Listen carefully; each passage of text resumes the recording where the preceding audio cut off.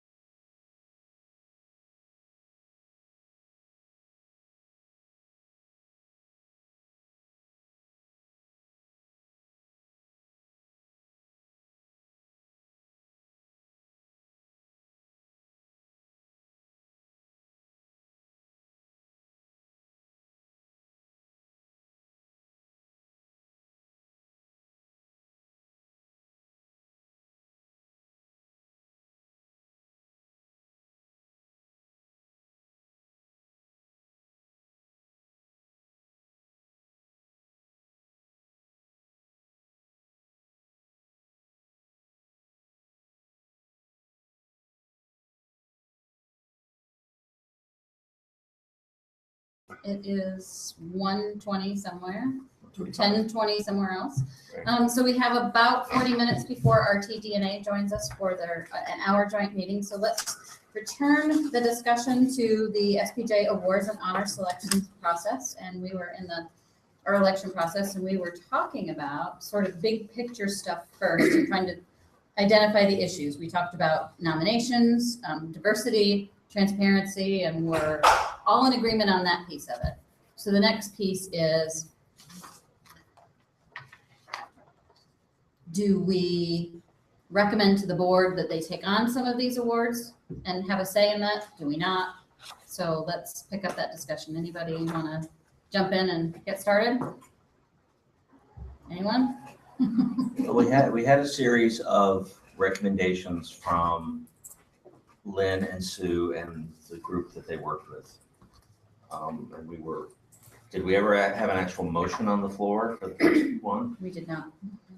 I move that we accept the Sue Lynn recommendation for the Distinguished Teaching Journalism Award.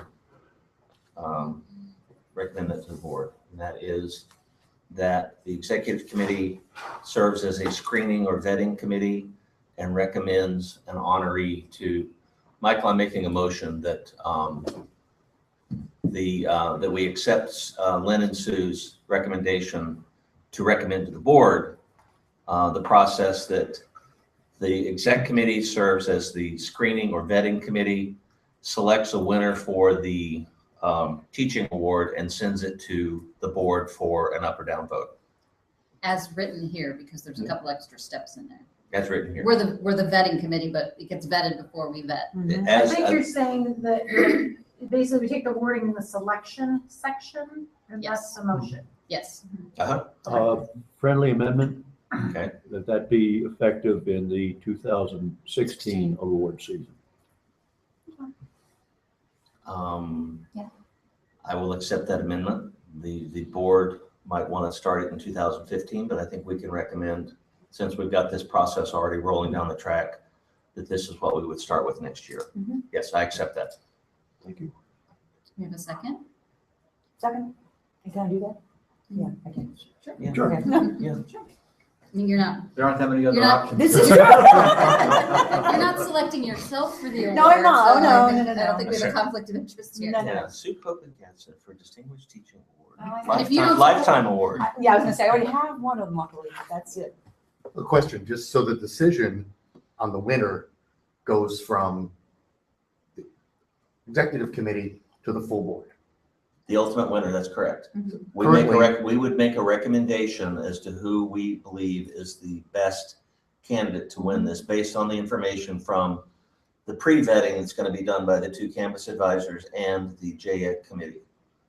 And that we would make a recommendation to the full board, and the award would be bestowed by the board.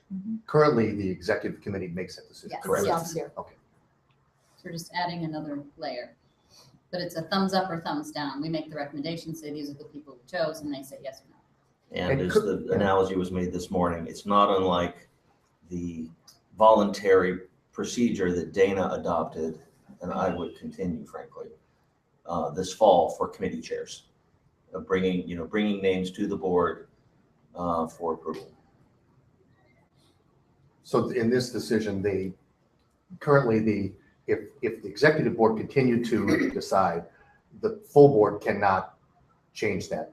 Correct. Full Correct. board could probably do anything it damn well pleases, but it has Right. never happened. I see. Yeah. The way that it currently exists is that the executive committee makes all the decisions and informs the board, here's what we've done. Now, instead, it would be, here's who we recommend. We urge you to pass this person and grant them the award. And they would make, be an up or down vote. So we're recommending that the board consider this, or that we're telling the board that they will do this, We're recommending that Recommending they that they- adopt the recommendation. adopt the recommendation. Yeah, Okay. that's right. We recommend that. You Just a point of recommend. information, Dana and Paul, what would you have done, what would you do if they said, no, we don't want Joe to be committee chair?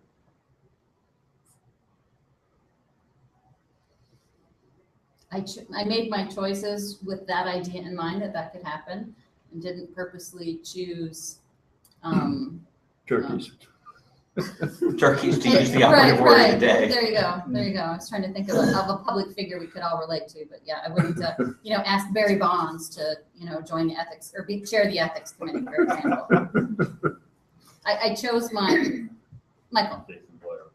I would, just to Bill's point, I think that situation's a lot like Lynn's original proposal, what SPJ Florida does. If we don't like an award, it's not so much about overturning that year's award, it's about sending a message for next year. So if Dana was to present someone for a committee chair, the board knows it's her decision. If she's bringing it to this board and the board says, we have concerns about this kind of decision, or this person, or the fact that there are too many people of this age or this gender or whatever, then that just puts the president-elect on notice for next year. I don't think anyone was expecting a rubber stamp to affect this year's choice. Okay, But ultimately, what this proposal would do is give the board the authority to say no to an award winner, right? So I think Yes. what Bill's saying is what happens 5 years from now, when the board says, no, we don't like this person. And no one gets an award. And everybody's. the record can show that's It doesn't matter if what we we're cool with it, if that's the board, you just said it, that's the board's Right. decision, I Right. guess that's the board's decision. need. That's what troubles me about the proposal, but I'm happy to let it go forward and see what. the board Well, says. and we have two different things here. I mean, I strongly favor the board talking about this in Indy, and if the majority of the board wants to do this, I think that's great. And I applaud the work that you three put into it. That was necessary, and we have to have that discussion. So I think we all favor forwarding us onto the board. If I were to vote on the board, and I guess I will, and if I were to vote now, I'd vote no on it, just because, my feeling is, I think the board has more important things to do, big picture for the society, than deal with this stuff. And that's just my philosophy of the board and how I feel that we need to look at important big things rather than get the board kind of doing the little stuff. So I don't know, I guess I'm voting no, or I will, but it's not against the board considering this. I think they should. So you see what I'm saying? It's kind of an awkward vote in that the message we're sending the board is, yes, we think you should pass this. If you send a message to the full board that it was unanimously recommended by the executive committee, they might not then be aware of Dave's concern. But I'll vote no. So because I just opposed to the general philosophy of the idea, but I support, if they vote in effect, great. My feeling is that, so there's 7 of us here, and unless there's a tie, I'm not going to vote. So let's say there's 6 votes and 5 are in favor and 1 is opposed. I even think if it was, 4-2, our board is pretty strong and there's no wallflowers there. They're going to vote how they're going to vote no matter how we vote. That's what I think. But unanimous sends a different signal than. Sounds like it will not be. than split vote. No, it won't be. It won't be. Okay, so we have a motion on the floor to accept the top selection paragraph on page 38 as written with a friendly amendment to make the change effective 2016. So our recommendation is that the board adopt the recommendation.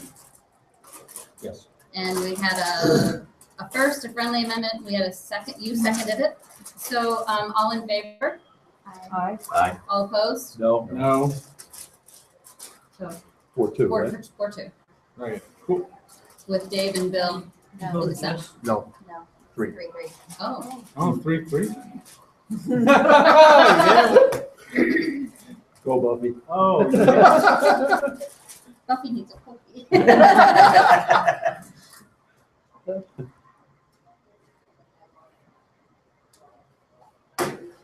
Enjoy. Thank you. Thanks. The ultimate decision is going to be up to the board. So no matter which way I vote, it isn't going to matter. The board is ultimately going to make the decision.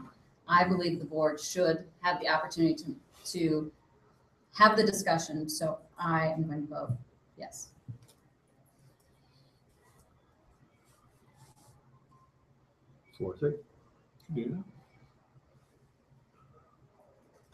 Now, we could have also had a motion that said we forward it to the board for their decision with no recommendation, but that's okay, we did it.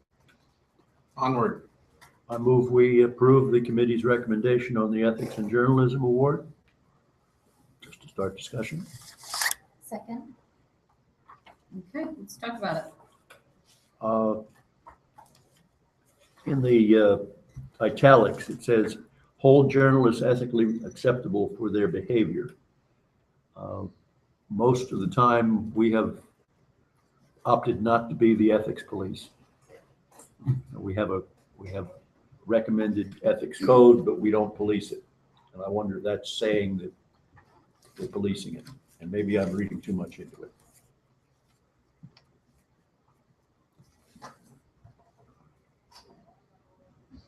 We're not policing it. I can see where you put that reading on it.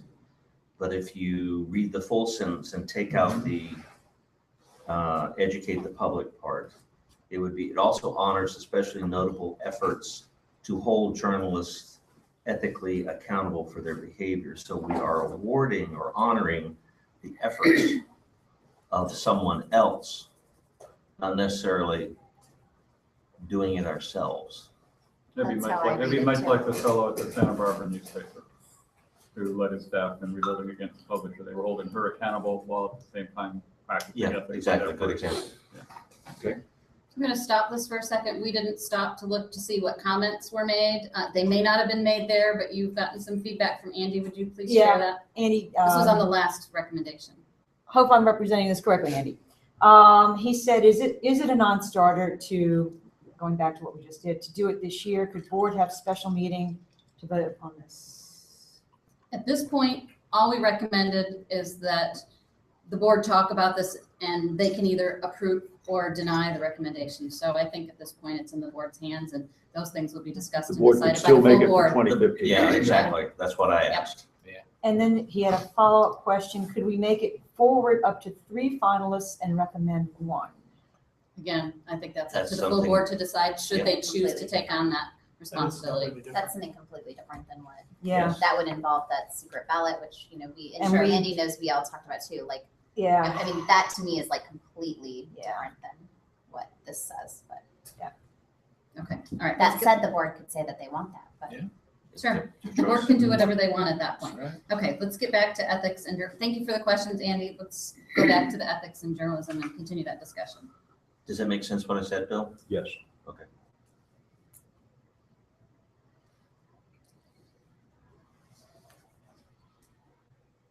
So we have a first and a second. Do we have, or a motion and a second? Do we have any further discussion? Call the question. All in favor of accepting the recommendation, say aye. Aye. Anyone opposed? Okay, that passes unanimously. Fellows of the Society. Can I have a motion to accept that recommendation? Let me just add that when we discussed this, we wanted to make certain that this was a very broad interpretation of media and journalism. We were trying to really reach out to those elements that may somehow get lost in some of the, Which one are you talking about? in Fellows of the Society, Okay. nominees from all areas of journalism and media are eligible. Okay, let's start with the motion and then we'll have Okay. the discussion and clarification. Anyone want to make a motion to I'll do approve it. the recommendation? Okay. Can we have a second? Second. My only recommendation on Fellows, Welski, and the historic site are, I found it really helpful to have the past 5 years of nominees. And for those 3, you guys put 2 years and that's cool. I tend to I liked 5 years worth going back. Could you explain, because I was Right. happy to go with 2, but in discussing that with you last night, your It- reasoning it- is sound. I mean, because for those 3 awards, they're the kind of awards where if they were nominated for like their outstanding service to journalism or the society or this historic site, then their importance isn't diminished a year later, 2 years later, or 3 or 4. I even thought 10 years, but then that might be a hassle for staff and, it gets a little old. But I think 5 is about the right years to be, because a historic site proposed this year is just as historic 2 years from now. And the future execs ought to be able to consider that, I think. So are you making a And friendly boards, I amendment? should say, perhaps. Well, it doesn't say anything about carryover in this particular one. Yeah, it says Yeah. for 2 years. Nominations will roll over for 2 years. Are you making a friendly amendment? Yeah, I guess I'm making an amendment to change that to 5 years. Second, Do you accept that? I do. Yeah, I mean, I'm okay with that. Is that okay?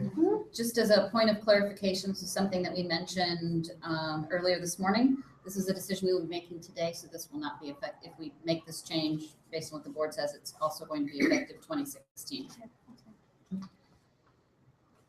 And Is that, again, is that an amendment we're making to all of these? to the We didn't three, make it for the ethics, we didn't make it for the second one. I intended to be for all of them. for all I could- three. Might as That's well. fine. Let's You say want all all of three. them to be 5-year rollover? No, all of them to be effective 16. Oh, okay, sure. Oh, that, yeah, okay. But, Because okay, David already said there's only the 3 for 5. So you're So if we making a go back to- standing amendment to all of them? Yeah, But if I'm writing them all up exactly the same. No, you're right. But if we already Yeah, approved yeah, ethics and right. journalism, we didn't Yeah, add that friendly friendly amendment, we need to go back and, I thought when he made the amendment that it was all Global. global to all of them. And I That was my didn't- understanding. Okay. and I so didn't Well, realize let's, that. I don't think it's going to change the how about we outcome. vote on this one and then I'll Move to make a motion to reconsider. Okay. reconsider ethics and we'll All right. take care of it that way. Fair enough. So I guess my motion is to actually just do fellows, wells, and historic with 5-year rollovers. So we just get that issue out of the way right away.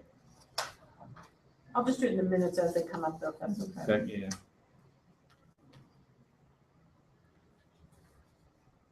Wells, fellows, and what was the other one? Historic. Historic. Yeah, the other awards tend to be better if they're fresh, Mhm. I think. Okay. And renominated if they don't get it the previous year. Okay, so for the Fellows of the Society, we have a motion, a friendly amendment to change the rollover from 2 years to 5 years, to also make it effective 2016. Any further discussion? Is staff okay with that, 5 years? On those 3 awards, I think that's On fine. those three, yeah, okay. Any further discussion? All in favor? I'd Anyone opposed? Okay. like to make a motion to reconsider the Ethics and Journalism Award vote. Have a second? Okay, Want to add the 2016 caveat? is the effective date, okay? Any discussion about that? All in favor? Aye. Anyone opposed? Oh, and by the way, I have a standing no on everything as far as, I don't know how we're doing this, but. Then vote no. Well, Say no. but, no, I vote yes on these changes, but the no on, the three of Overall. us voted on the board change, which is in all of these individually. Just want to make that clear, right? So you're voting against each of the recommendations? No, what I'm saying is I support them all, but I get it. does Chris get it? Each one of these recommendations includes that the board will ultimately, Make it and down. So of you're course, voting against the recommendation? right. So the first one was 4-3, so the second one I wrote 6-0, but That's it's what I actually wrote, 5-1. no, I'm, how do I describe this? Because Well, I don't know, because We've- I was shocked that the next one was a So was 6 I. vote, and I go, that's weird. I was expecting it to be the 4-3. I was too. we voted on the general concept of the board having the final say on this, right? No, we No, voted on the we're voting individual one, award. we're voting individual each one award. at a time. Each one has that clause in it. Well, I know. So each one has to be rejected, if, under your feeling, under my feeling. Well, Are you voting no as well on all of them? I'll just leave my vote where it was on that. yeah, that seems awkward.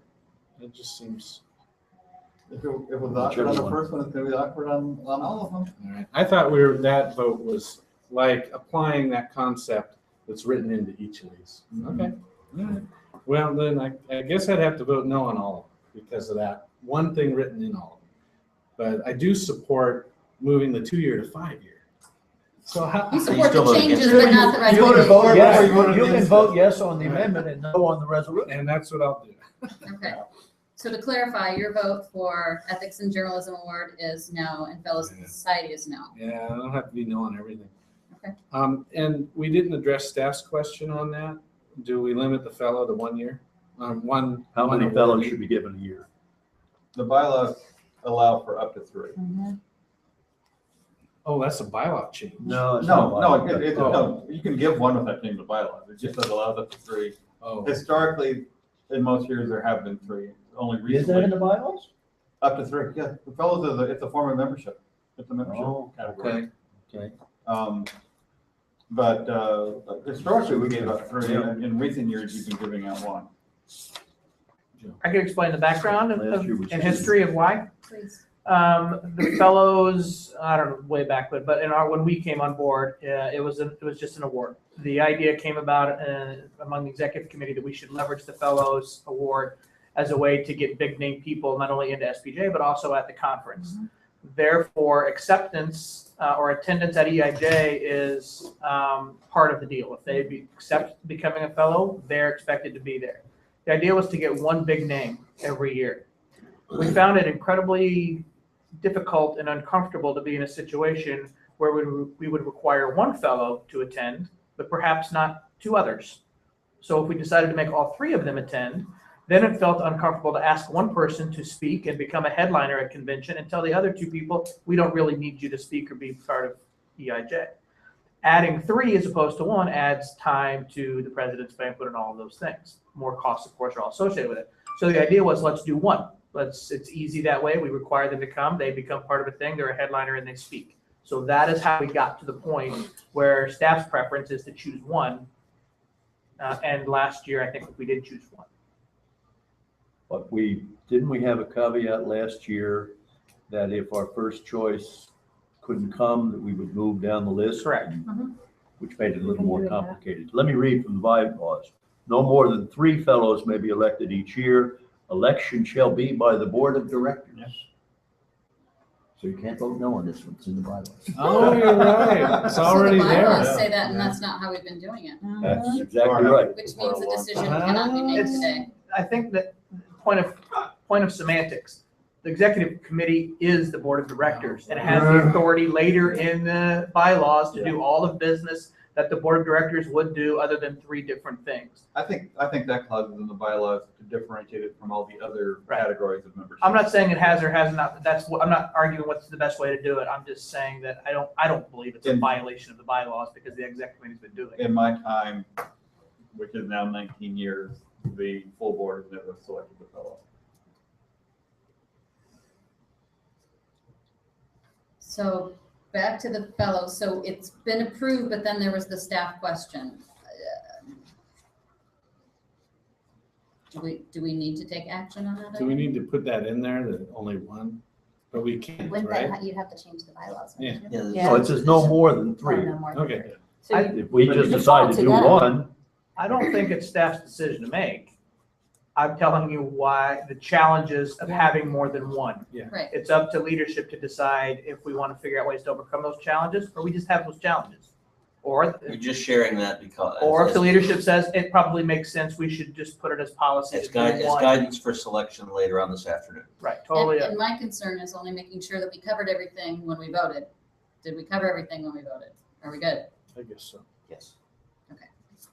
Moving on to the Historic Site and Journalism Award. have we voted on fellows? We did. Did you vote yes or no, Bill? I don't know if we We did. voted. I don't think we voted. Actually, I You don't have, think you we show a vote?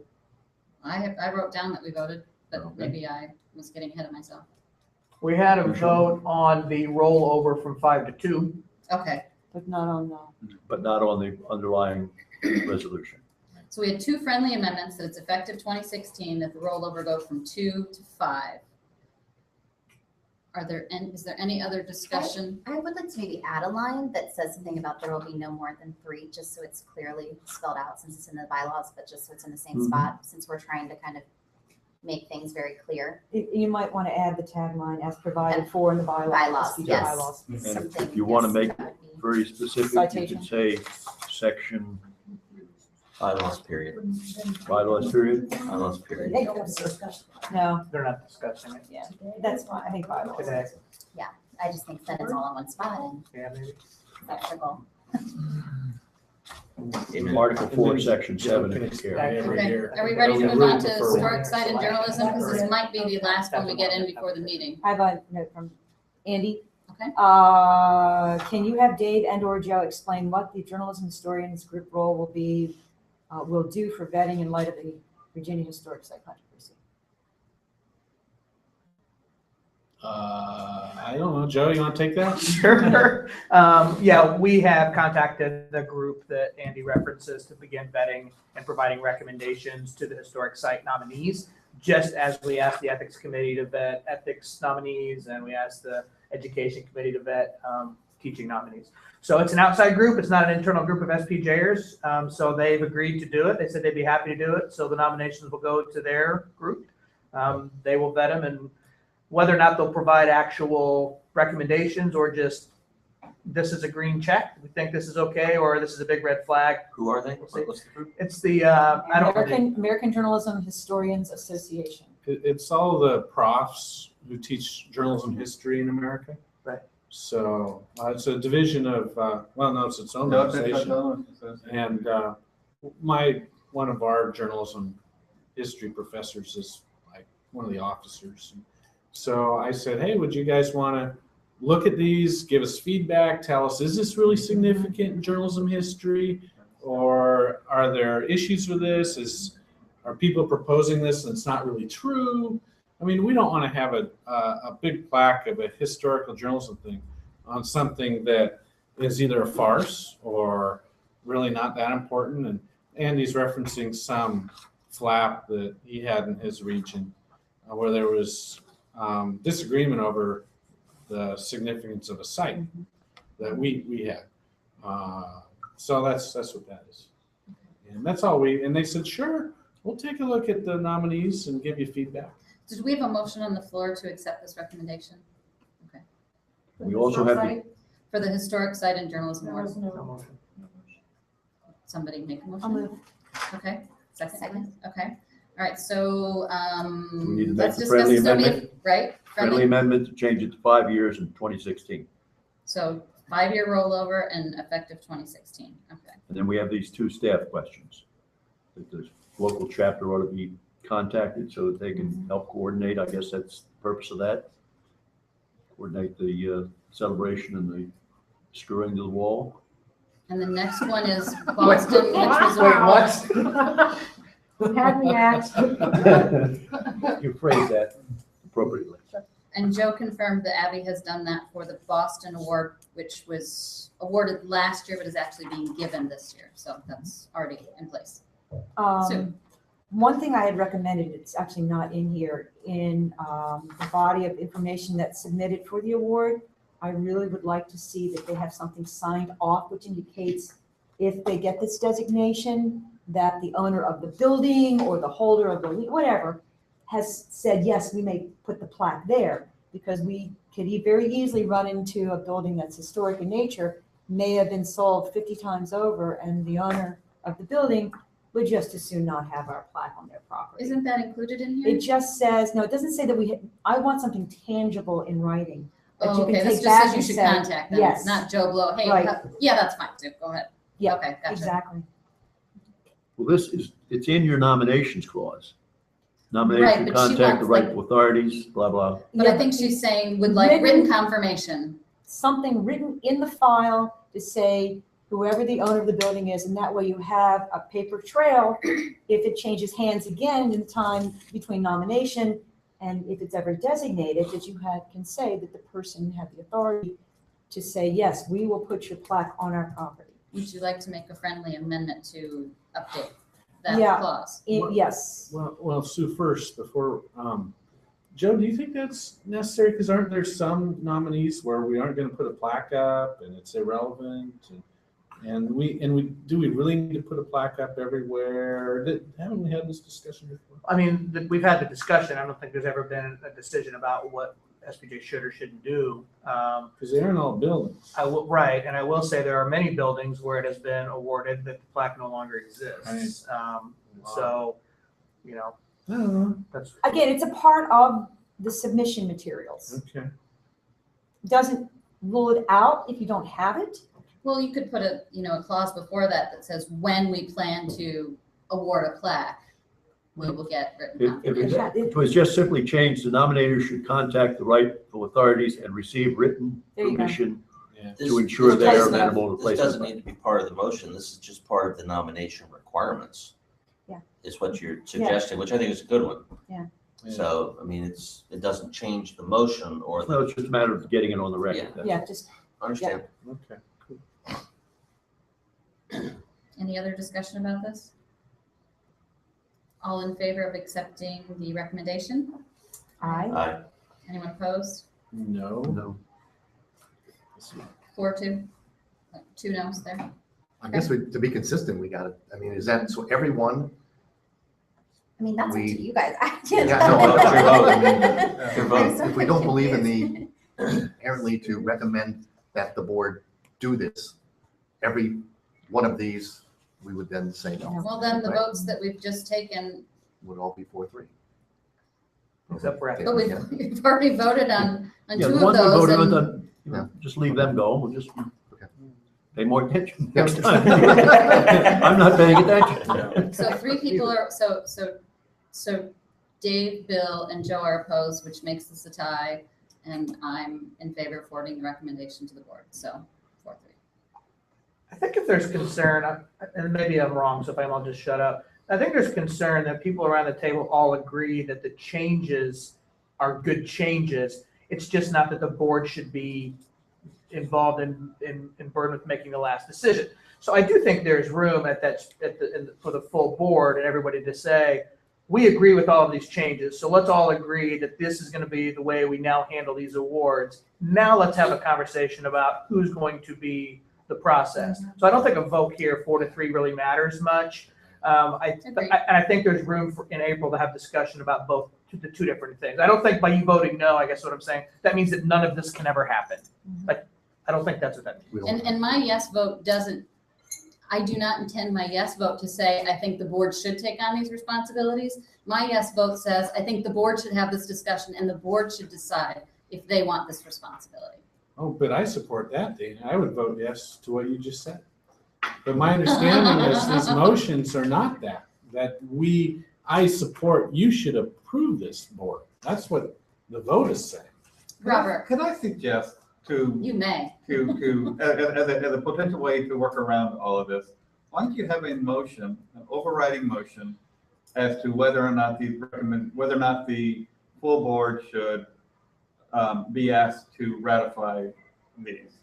That's a separate issue. Then you can have your individual votes on these specific changes you're looking at here, which, from what I'm hearing, you all think should happen regardless of who makes the final decision. But I don't know that we can have the overarching thing because I think we have a couple of different types of groups of awards here. I think the Wells Key, we can't say that broadly. If we But feel the but Wells Key, for example, Yeah. should stay here Right. and everything else should go to the board. That's why I think we have to kind of, Okay, I'm just offering a suggestion to help the, oh, trust me, You're- I'd you're love through for here. this to be Yeah. easier than it Yeah. currently is. you are but- spending an awful lot of time on something that is not advancing the cause of journalism. Right. And the All board, right. the board is ultimately going to decide what it's going to do, no matter what we say anyway. But how you describe your vote, Dana, you would be voting no. I'm voting for the board to have this discussion. But that's not the motion. What's part of the motion? The motion is that we recommend they approve this. They approve the recommendation as it stands. Uh-huh. And I'm okay with the full board. I mean, if you're asking my personal opinion on these awards, I do not think the full board should vote on the Wells Key. On all the others, if they want it, I'm willing to give it to them. I'm willing to concede that. So I would vote yes if the board wants that responsibility. But I'm not going to get to vote then anyway, unless it's 11-11. It's not going to matter what I think. You could always be a delegate. Don't you know anybody who could get you appointed delegate? No, I don't. Buffy left. Buffy left the building. Sunshine Award? Okay, so moving right along, Sunshine Award. Mhm. Somebody like to make a motion to approve the recommendation? I will. Second. Is there a Two discussion? amendments as noted before. Roll over to 5 years and No, effective- no. No? 26, one amendment. You don't have any, Okay, so you 2016 have is, got no rollover provision in this one, is that correct? No rollover. Okay, nominations will not roll over, okay. okay, So just the 2016, and then I guess we need to discuss staff's recommendation that we delete the reference to Project Sunshine, which I'm fine with. Do we need an amendment to delete that? No, it was That's just sort a of a notation, isn't it? question. Okay. I mean, I agree. I don't think it's necessary to be in there. I was honestly surprised it wasn't there because I didn't even know what that was. Right. And that's someone who I feel like is very active with FOI, so I'm fine with eliminating it. No, it's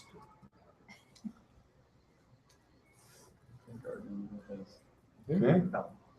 So we have one friendly amendment, and that's to make it effective 2016. Any other questions, discussion, Oh, changes? and I think the other would be to get rid of Project Sunshine. Yeah, I think that's Amendment, really okay. just a no. Okay.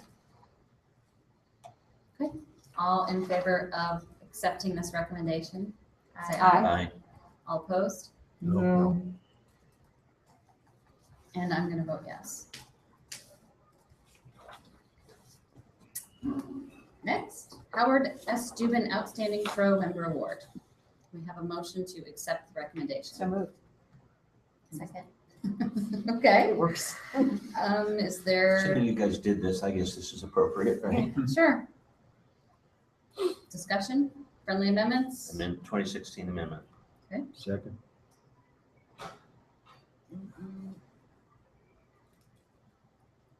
Any other questions, No. discussions? Okay. All in favor of accepting the recommendation? Aye. Aye. All opposed? No. No. And I'm going to say yes. David L. Eshelman Outstanding Campus Advisor Award. Go ahead and make the motion that I have to. Your make the motion. recommendation. I'm Oh, I'll sorry. move. Go ahead. Second. I would like to see SPJ inserted between outstanding and campus.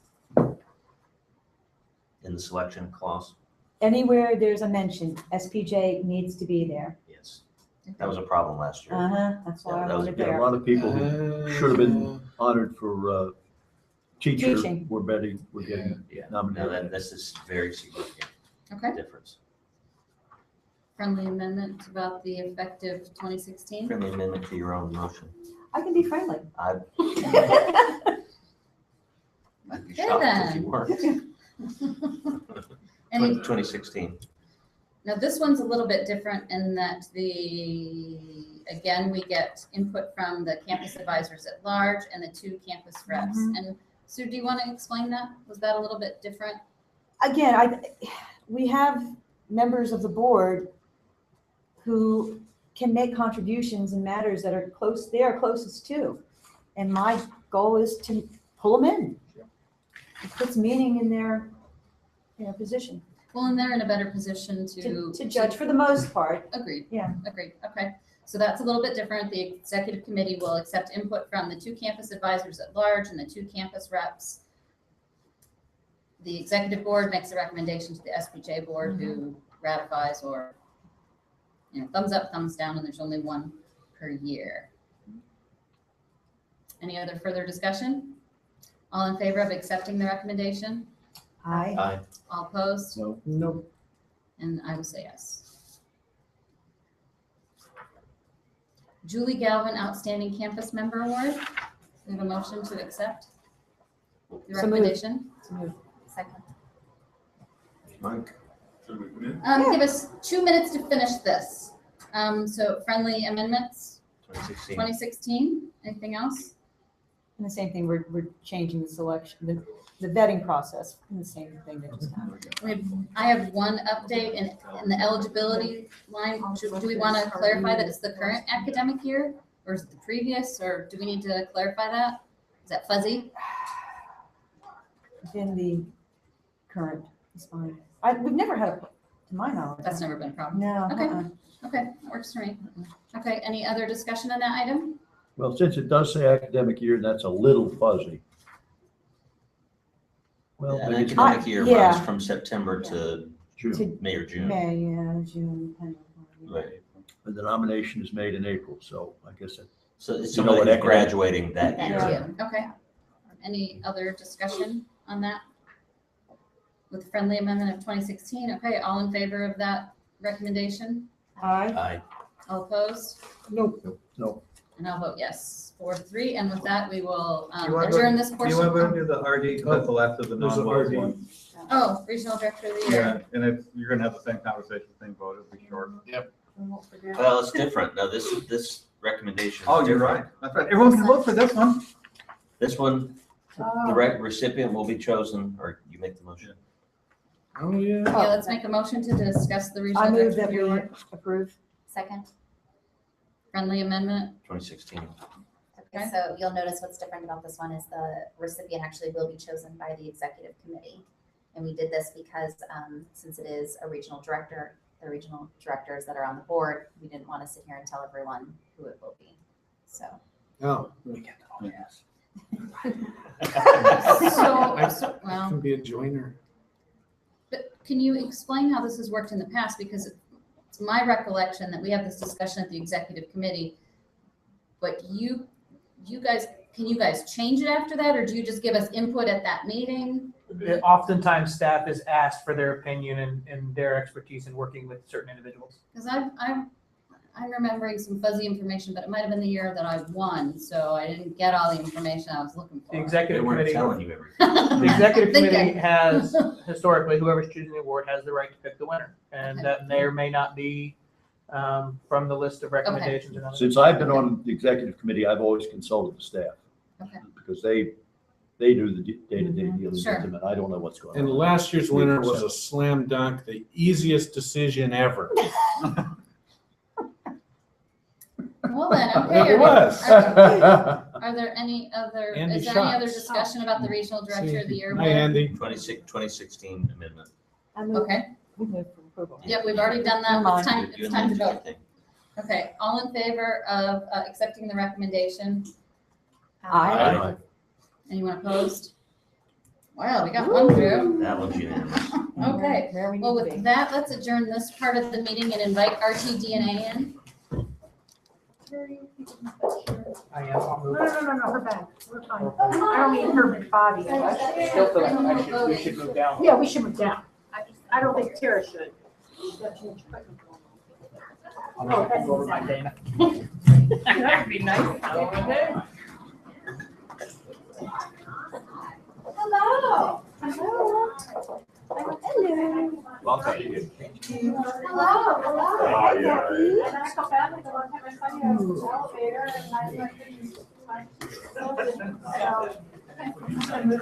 Hello.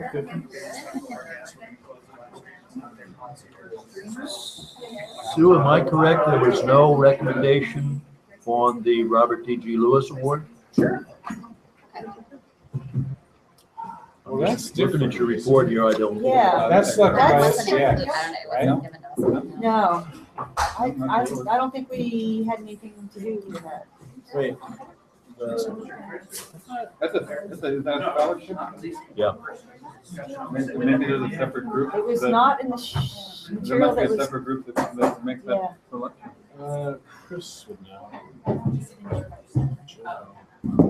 Doesn't say who picks it. Maybe that is an SDX thing. Was that the one with the cash prize? Oh, yeah, that Yes. one's SDX, I think, isn't it? Or no? Maybe maybe SDX money, and so I maybe we think- have, I we thought have, it was SDX, Yeah. Yeah. actually. it's just one of those things that's not a back pilot, so. I think you have a Do you have committee. any idea, Tara? Chris, here's Chris.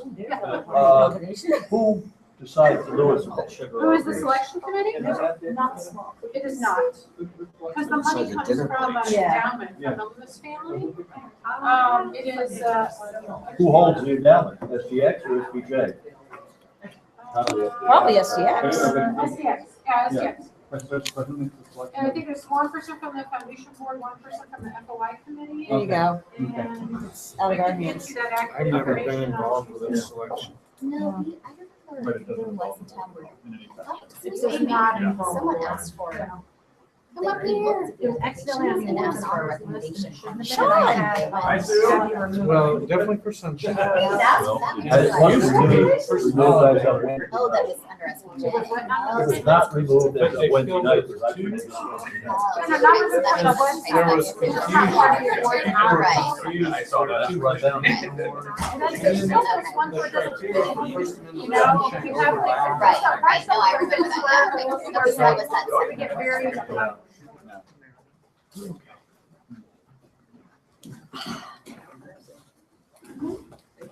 There you go. Okay, well, welcome everybody, and thanks for agreeing to have this joint meeting. Amy and I had talked about it and thought, if we're all going to be here together, we might as well take advantage of the opportunity to chat. So the first thing I want to let you know is that we are live streaming this. SPJ has been doing that for the last couple of years for our board meetings and executive committee meetings. Just wanted to let you know that. If you have any strong objections, let us know and we cannot do it. But that would be, our preference would be to live stream it. Is everybody cool with that? No, we're all behind the camera, so we're fine. All right, that's a very excellent point. Our camera person will put you on. Well, let's start with introductions for those of us who don't know each other. I'm Dana Newts, SPJ president, and I'm a freelancer in the Seattle area. I'm Amy Tardif, the chair of RTDNA, and I'm the radio station manager and news director of the public radio station in Fort Myers, Florida. I'm Lynn Walsh. I'm secretary treasurer for SPJ. I work in San Diego, where I lead the investigative team at the NBC station. I'm Dave Coolier. I'm immediate past president and director of the University of Arizona School of Journalism. I'm Bill McCluskey. I'm a retired member of SPJ and a retired member of RTDNA, and retired from AP, retired from Bell South, and I'm pretty retired. Wow. I'm Robert Ledger. I'm the president of the Sigma Delta Chi Foundation and opinions editor at the Arizona Republic in Phoenix. I know you all. Hello. I'm Mike Cavender. I am, like Joe, one of the least important people in this room. I'm the executive director of RTDNA. I'm Kate Swachenko. I am the Heather Dunn of our team. Got it. That's a good way to explain it. And I handle all of our events and awards. Joe Steele, executive director of SPJ. Sean McGarvey, at-large director, and I'm the executive committee for RTDNA, and I'm the managing editor of Fox 59 and the new CBS 4 in Indianapolis. Dan Shelley, I'm the foundation chair, former chair of RTDNA, and I'm an SVP of Interactive One, which is the digital subsidiary of Radio One. What did I say? Oh, treasurer, he's the chair. I'm Chris Carr, I'm the foundation chair. Sorry, nothing but. You see what we go through. Immediate past chair of the association secretary. And then I'm daytime the director of news and programming at WDEO Radio in Wilmington, Delaware. I'm Kathy Walker. I'm the chair-elect of RTDNA. And in my other life, I'm the news director at KOA Radio iHeart Media. I'm Janice Jin. I am a trustee with the foundation of Radio Television News Directors Foundation. I've been a longtime board member, and I am the executive producer at KRLN TV in San Francisco. I'm Tara Puckey. I'm the membership strategist. So I deal with our chapters and other duties as assigned. Like this. And camera off. Wow. I'm Joe Ransky. I'm the Region 6 director, and I'm news manager at the ABC affiliate in Madison, Wisconsin. I'm Sue Kopen-Katzif. I'm the vice president of campus chapter affairs. I'm we call it broadcast bureau director for the Capital News Service at the University of Maryland, and an RTDNA longtime member. And we appreciate that. And I'm Paul Fletcher. I'm the president-elect of SPJ. I'm the publisher and editor-in-chief at Virginia Lawyers Weekly in Richmond. And Michael, would you introduce yourself? He's a guest and a board member. My name is Michael Krensky. I'm the Region 3 Director for SPJ. All right, great. Let's Notice that. get started. A few weeks ago, a few of us from both organizations had a conference call. We wanted to talk about some things about EIJ and explain sort of how the programming works and clear up a few misconceptions. And we talked about bids coming in and how selection works. And RTDNA members had some, or board members had some questions about how selection works. And we wanted to talk before today's meeting because the bids would have closed by today, which they have. And we cleared up some of those things, talked about some other things regarding sort of how the bids come in, yet that doesn't mean that more ideas can't come in. Those bids can be thrown out.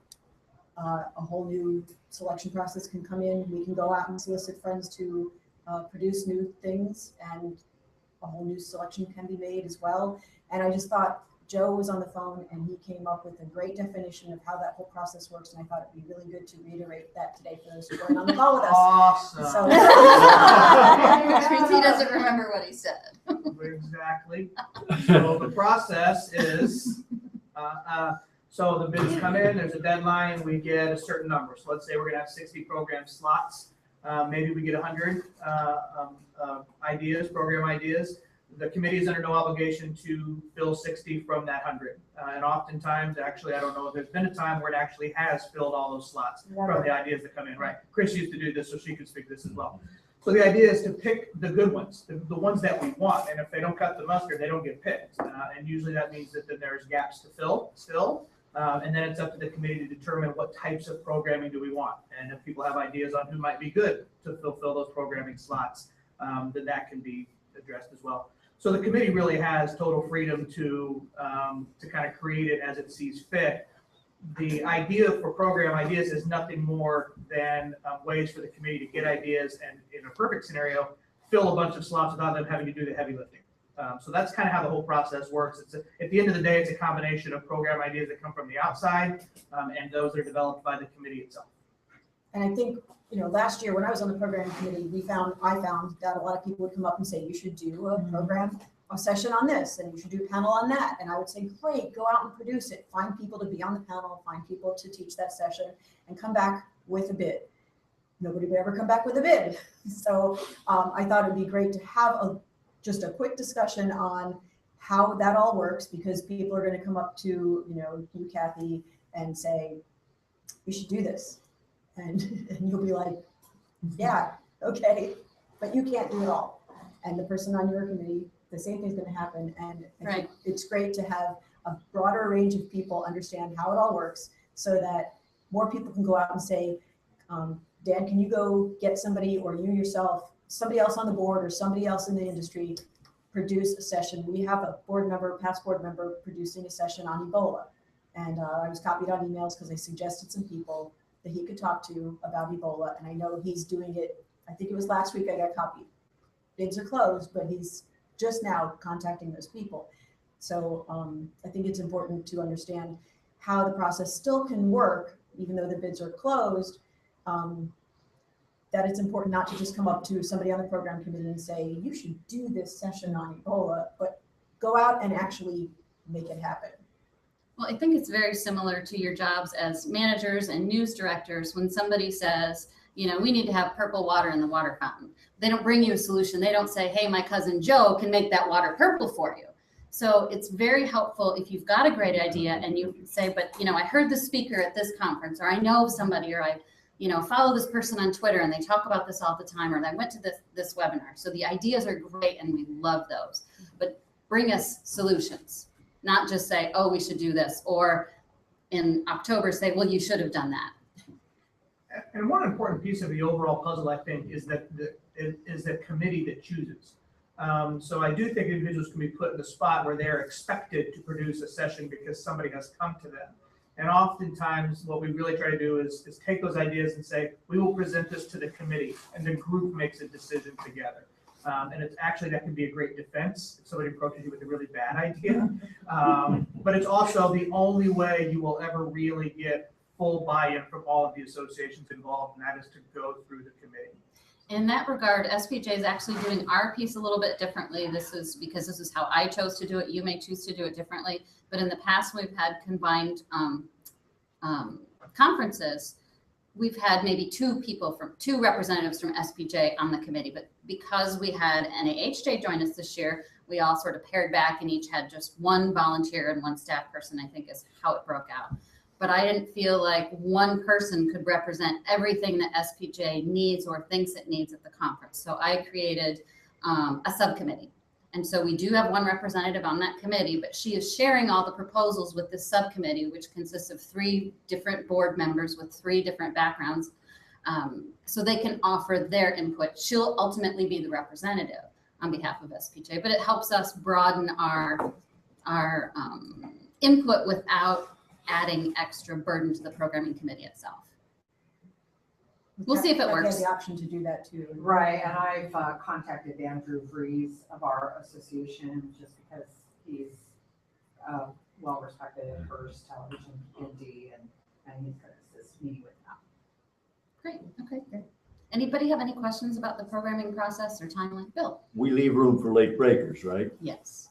And as she was saying, or maybe it was Joe that was saying, you know, we may have X number of slots, but the bids aren't always going to fill those slots. There's a lot of clunkers that come our way. And there are also topical things, you know, like, you know, Ebola, Charlie Hebdo, all those things are topical. And even last year, didn't you put together a program on the fly like 3 weeks before EIJ for something that was, right. So we still have to be prepared for those. But to the extent that we can plan, it's always helpful. Right. I guess I just have a quick question. Is there something that you're really targeting, seeking in this year's convention? Is there, if you could hit it out of the park, what would that baseball bat look like? I think we're trusting the programming committee to tell us that. Okay. So you as a board have not had a conversation about a target? Okay. Have you? Yes. What did you determine? Well, we obviously have great desire to have some broad appeal for what a news management person needs. So I think we're trying to make sure that the program is inclusive of things that would appeal to management leadership, that track. Such as, what would be some of the things you would suggest? I think, well, again, I think I'm very open to the bid process and seeing what is there, but everything from, you know, dealing with difficult people to, you know, how do you plan and budget, you know, for I would say multi-skilled journalists and then, you know, new millennium. How do we train? How do we teach? How do we encourage? How do we manage workflow? One of the things we went out, Janice and I went out yesterday and met with a couple of people in the television stations here in Orlando, and a lot of them were very concerned, I would say, about ethics. And we want to have ethical decision-making in terms of management. How do you do that? How do you make ethical story decision-making? But I also think the other thing that really came up with is we are all overwhelmed by inputs, you know, between Twitter and Facebook and emails and, you know, the TV's on in this room and the, you know, website's up and all of that. How do we manage workflow, information within workflow? How do we decide, wow, that's a big breaking news story, but does it matter to our organizations? You know, how do we just make judgment decisions? Okay, great. That's helpful. Maybe you guys can talk offline since you're on that subcommittee. Yeah, I was going to say, the reason that I ask is I'm one of the members of the subcommittee that Dana appointed, and we literally are in the process of vetting the bids as we speak. And we're going to be meeting, or, you know, both sharing information and then having periodic phone calls throughout the month of February, which is why if you could give me something specific like you just did, and I appreciate that, that'd be very helpful. Okay. In terms of if when I see something like that come up, a little bell will go off. Right. And that's what I was looking for from you guys as well. All right, perfect. I'd like to know what is a perfect fit for you. One of the things, oh, one more question? Joe or Mike or somebody on staff do the forms submitted by the attendees at the end of one convention guide programming at the next? I would say yes. Satisfactory. To an extent. What's that? I said to an extent, yeah. Oh. I would agree. Okay. One of the things we wanted to share jointly were two different programs that we each do separately in our organizations that are geared toward diversity. And we're going to start with Janice explaining our ex officio program that we've just sort of rehashed a little bit.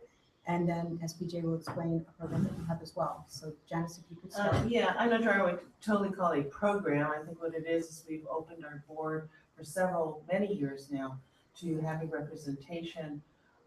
People sit at our board while they don't have a vote on issues. They sit at our board as an equal, if you will.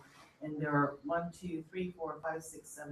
7 organizations that have ex officio representation on our board. And they include AEJMC, Unity Journalists for Diversity, NAHJ, NABJ, AAJA, NAJA, and NLGJA. So each of those organizations have a seat, if you will, at our meetings. We would love for them or invite them to be part of all of our programming committee assignments, assisting with judging murals and other competitions, obviously participating in our organization, on our efforts. RTDNA has many years ago constructed a covenant with the Unity partners, at that time being NABJ, NAHJ, AAJ, and National Native American Journalists Association. Under that umbrella, I have an understanding about how we cooperate on programming, how we attend their convention, they attend our convention. So we've had sort of a long-standing relationship with them. Participation, to be frank, is not always as good, as sometimes we want it. But there's certainly, Amy reflected that we sort of rewrote what ex officios do, because it's been a little while where we haven't always had full representation. So our intention is to go back and knock on their door and say, hey, you have a place at our table, and please, if you want to participate and be part of the discussion, we'd love to have you in it. And it was created, I think Mike might want to speak to this, but I was one of the original ex officios appointed from AAJA to RTDNA. And at that time, which was many years ago, was an attempt, I think, by the minority journalism groups to ensure that there was a voice at the table that was missing.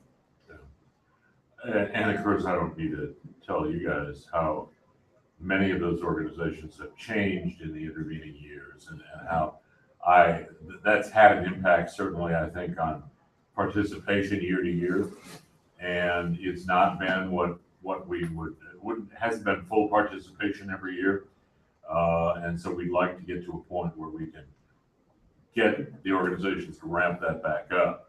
And that's the purpose of our initiative now. Is there an expense to it? Do you reimburse anything? No, we provide no expenses payable. So the organization appoints a member to the ex officio slot. Right. Their respective organizations Yeah. appoints, Yeah. yes. Right. And then, do you find that most of them are broadcasters? Yes. Or educators, I would say. Educated. Or educated. And do many of them convert to RTDNA membership? Because you clearly did. Yeah, I mean, we've had some success stories, I guess. I Hope have to so. pay dues. No. I think so, to some degree. I think my urging, at the time that we started all this was, you can't complain unless you come to the meeting, so please come. Number two is that you can't have a vote if you are not a dues paying member.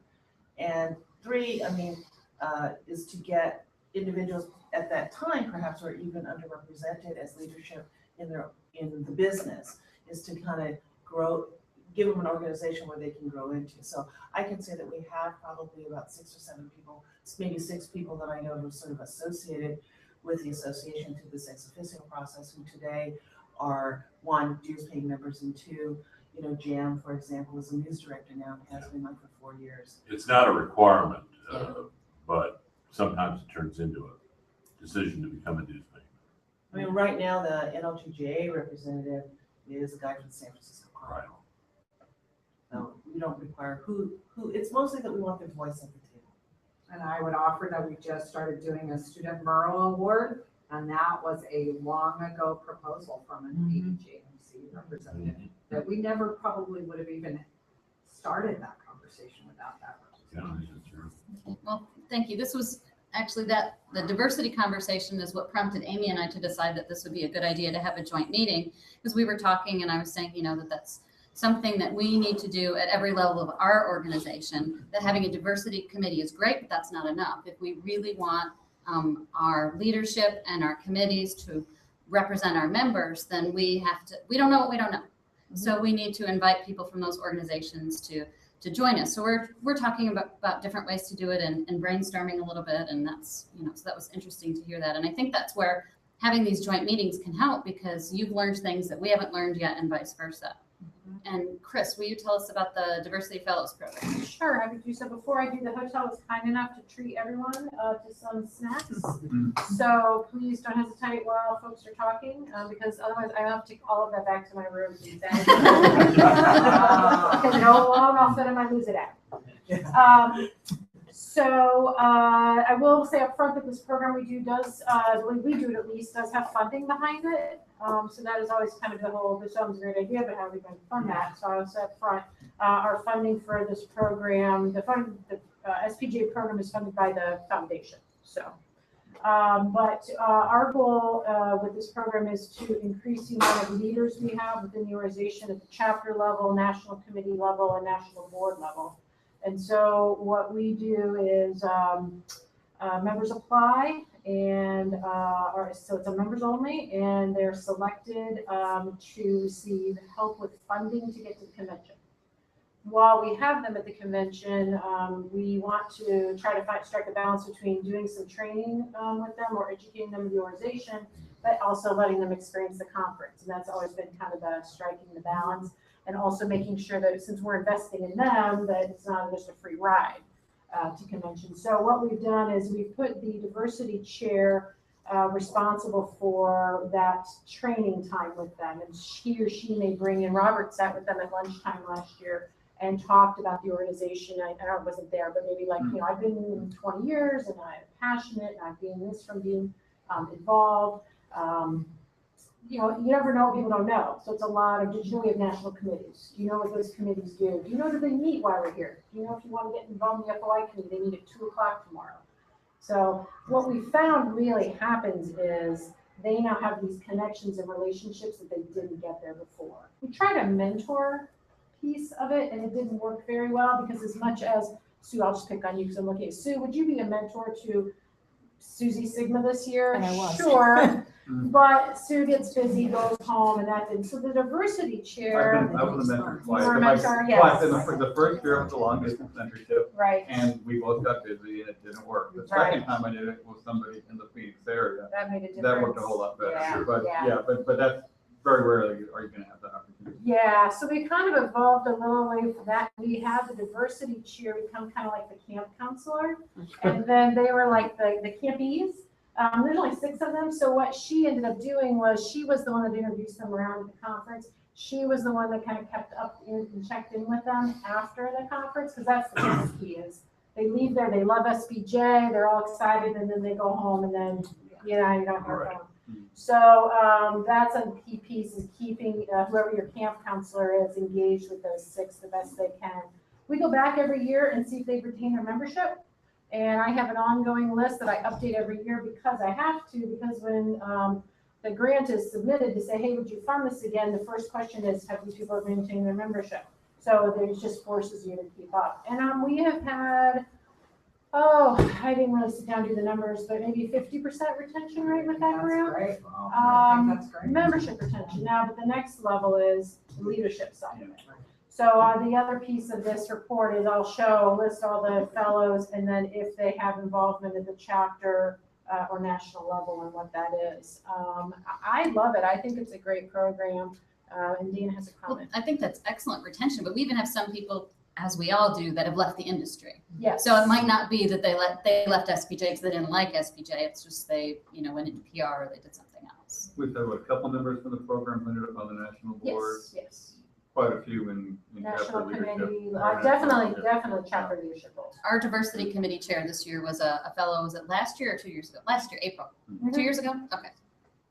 The reason I wanted to bring this up was because I brought in a diversity committee again after a couple of years not having one, and its role is to bring in a mentorship program to bring people of color into leadership.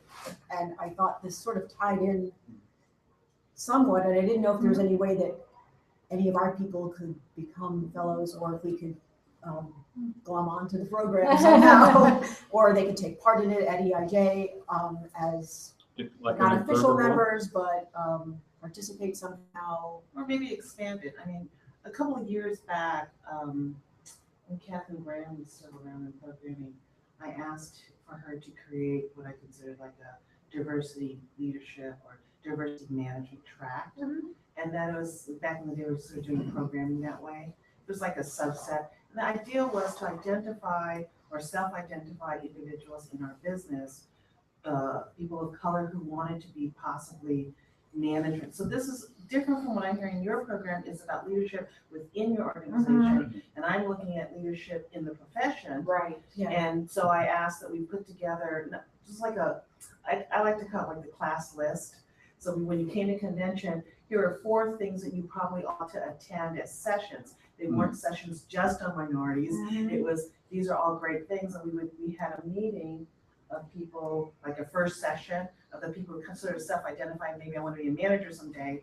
And they met with a couple of people who were already in management, and then try to meet with them again at the end of the convention and say, what did you learn? Who did you meet?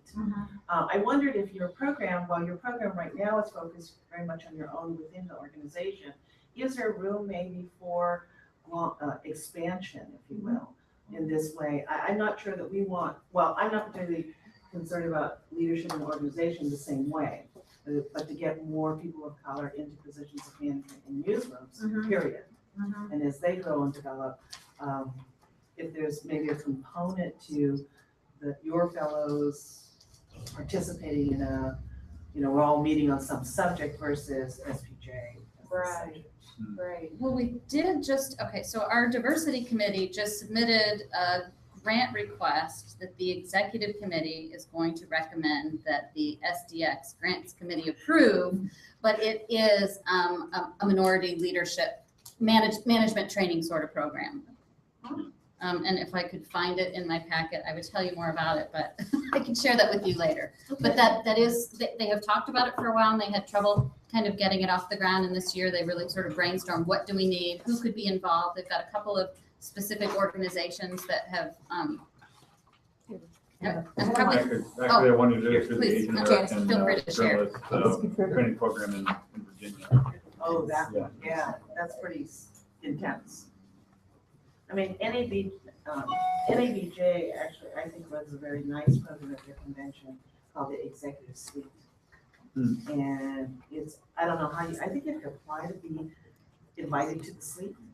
And then it's like separate programming the day before the convention, filled with meetings with sort of high-level executives and not mentors, but panels and workshops about becoming basically newsroom leaders and managers. I always thought it was a very excellent program. NBC was very much behind that.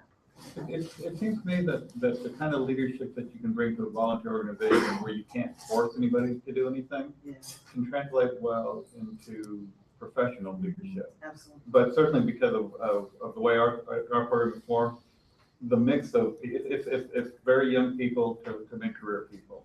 Whereas if you're looking for something that's solely focused on professional management, you're probably going to be looking more, people who have a few years in the industry. Yeah, So the mix of participants might change a little bit. True. I wouldn't want to exclude anyone. I mean, if your career goal is to eventually end up in management, I'd say include them. If their desire is there, they're welcome. I would say going forward, this is probably a conversation we need to have, amongst our organizations, maybe quarterly calls or something, not just once a year. And this is the first time I know that we've done this. So I think there's probably lots of ideas out there that if we, look, there've got to be other places. We have to start somewhere. We have a few things that are going now, a few things that are working, but there's so much more I'm sure that we could be doing if we work together. We also wanted to hear about your new community program, an alternate way of membership. Yeah, so for the most part, we have followed our chapter model where we have, chapters in different parts of the country, and then we have regions. But there are, as Paul will tell us later, 41% of our members do not belong to a specific chapter. A couple of years ago,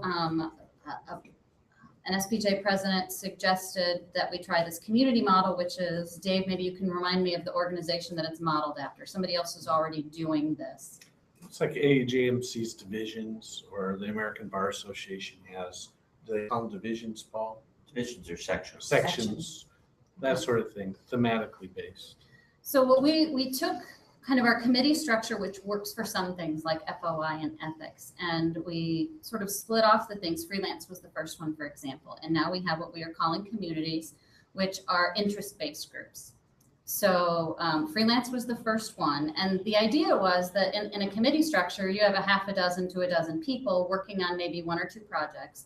They were selected by the SPJ president each year, and they would just go and they would do that one thing or two things.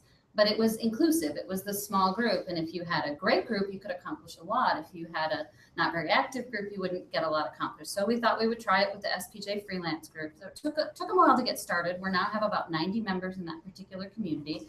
And it's basically a virtual community. When we first set it up, we decided what kinds of tools would we want. So the first community happens to be mostly behind the paywall. They can become, if they're members, they can become a member in the freelance directory, which I've actually gotten work from being in there. We have a jobs board, we have a discussion forum, we have a Twitter account, Facebook page, we have the independent journalist blog, we have a column in the Quill. Well, we've since expanded that as groups come to us and say, hey, we think it makes sense for us to have a group. And now we're just starting our 5th community. So we have one that's called SPJ Digital,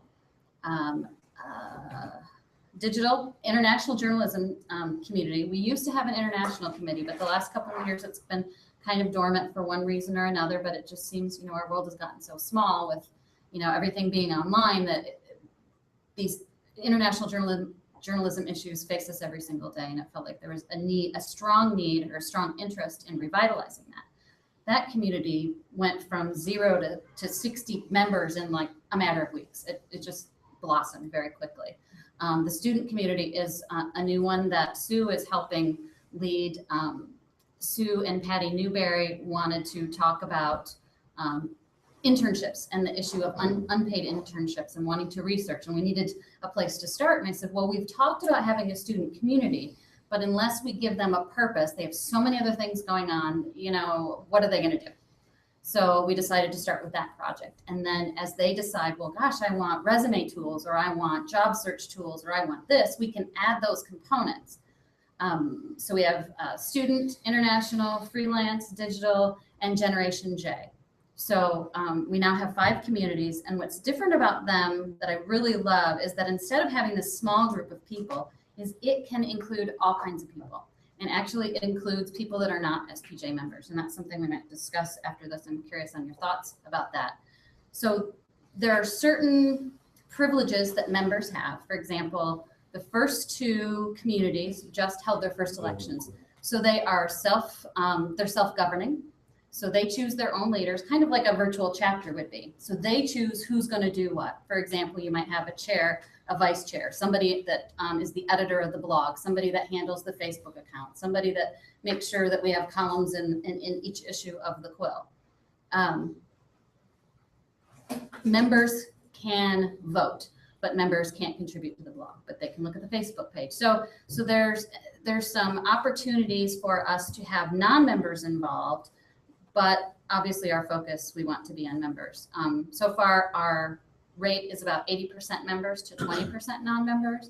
Of the 5 communities, we probably have about 200 people that have joined the communities. And another thing I really like about them is when they first started digital, they started, a Twitter account. And it's like, all right, well, let's develop interest, see what we want to do. And then they decided what they needed. And they're like, well, we need one central place to communicate. We don't want email chains, and Twitter's not working for that. So let's do a Google Plus page. And then they're like, well, we want Facebook because some other people are here. And then we want to do a webinar, or we need this tool, or we need that tool. So the group kind of does its own thing. And it's great, especially because there are places that don't have chapters. So people can still be involved. There's a new way for them to get, value from their membership. Some people will get their money's worth just from doing that, where others, get their value from coming to convention. We all get something different from our organizations, and the communities are just one way. So what started out as a pilot is it's going like crazy. I'm really excited about it. So you don't have to be a member to be a member of the community? Right. There you have all the public tools are available to you if you're a non-member. If you want to vote in the election, you have to be a member. So there's some things you can't get if you're not a member. But how could we couldn't restrict that somebody from, you can't follow our Twitter account because you're not a member. Right. Some stuff is behind a paywall. You got to be a member to get to some stuff. Yes, and Lynn brought up a great point this morning, and it was something that I hadn't thought about. I know freelance, we have a lot of stuff that's available just to members.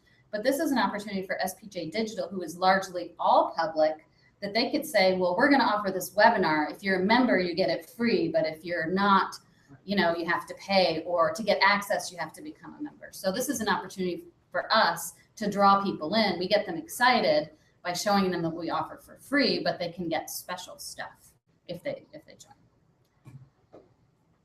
We also talked about the fact that we may start tracking who the non-members are as part of a database. We're upgrading our membership database that will allow for better tracking of everyone.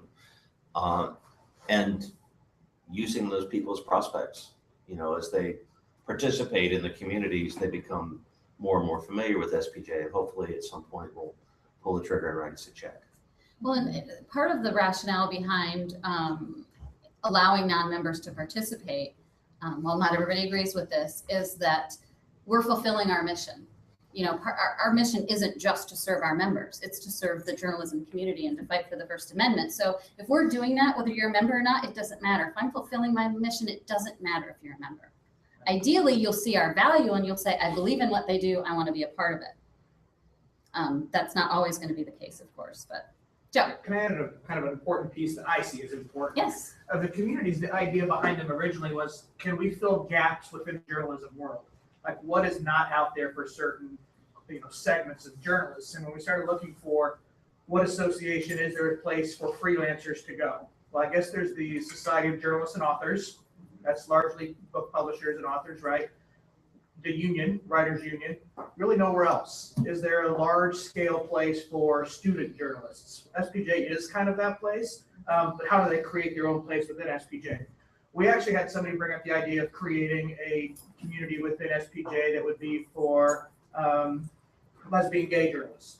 And we had a conversation about it, and the decision was we shouldn't do that because there's already an association for journalists that want to be part of that. So what we should probably do is try to figure out a way to better partner with the association that already exists, that's the expert in this area, as opposed to us trying to create something in addition to that. Right. So as we kind of navigate through the community world, the goal is to try to fill gaps that aren't being filled by anyone else. Right. We don't want to poach from other organizations or duplicate services. That just doesn't make sense. Somebody had suggested that we have a community for female journalists. There are already organizations that are doing that. So it would be a duplication of effort. And as we're ramping up, let's find ways to serve our members that they need. And right now, there aren't a bunch of women knocking on my door going, there's no place for me out there. Is the ultimate end game of this to do away with chapter structure? No, that's not. In many places, chapters work well. The large metropolitan areas, for example, that works well. This is a way to serve members that have needs that we're not meeting in other ways. And I'd like to add it's a way to enhance chapter membership because chapters are geographic. Right. So when you meet with the people who are in the room, this is a way for somebody who's a member of the DC chapter, for example, to connect with other freelancers, to connect with other people who have an interest in, if they're a young journalist who lives in Washington, DC, they could be a member of the DC chapter and of the Gen J, which is our term for young journalists. They could be a member of the DC chapter and of the Gen J community. Now they're really getting more value out of it. Well, actually, the freelancers are a good point because I'm thinking of all the people that I've worked with on the freelance committee, and every single one of us that I'm thinking of off the top of my head is a member of a physical geographic chapter, but we also, I mean, we get some needs met there, but we get our freelance needs primarily met from each other. Is there a mayor of the community? That would be me. So this was an issue. No, there's a leader. Yeah, so. Oh, elected leader. So when we first started, it was passed down by a couple of presidents. It's really launched under Dave's presidency, but it was something that was really important to me. So I've kind of taken it under my wing. As the communities have grown, I went to Tara and I was like, oh my God, I can't do this. She says, get yourself a volunteer. So I found somebody who actually leads SPJ Digital. So now there's me sort of overseeing, which that will go away. But we have this community volunteer that works with the leaders of each of the communities that will help them coordinate with each other. And then within the communities themselves, they elect their own leaders. When they form a community, they send us the board an application. They have to have 20 members. They say, here's our mission, here's what we want to do, and here's the positions we think we need to fill that. So the freelance community, for example, has a resources coordinator. They have They have 2 at-large members. So they chose the positions they felt like they wanted to fill those needs. So for me, for now, the president and this community coordinator serve those leaders, but those leaders serve the communities directly. And that may morph and change, we'll see how it goes, but we're letting this develop organically. Do any of them charge dues? So far, no. And I hope they don't, because I think that will be a nightmare, but that I will be retired and put out to pasture before that comes to pass, so. Oh, boy. But we have offered that, we have discussed that up front, that that's an option, that it could happen. For example, the freelance committee community had actually discussed initially that they might do that because they wanted to create like a Kindle app for this this downloadable digital resource guide.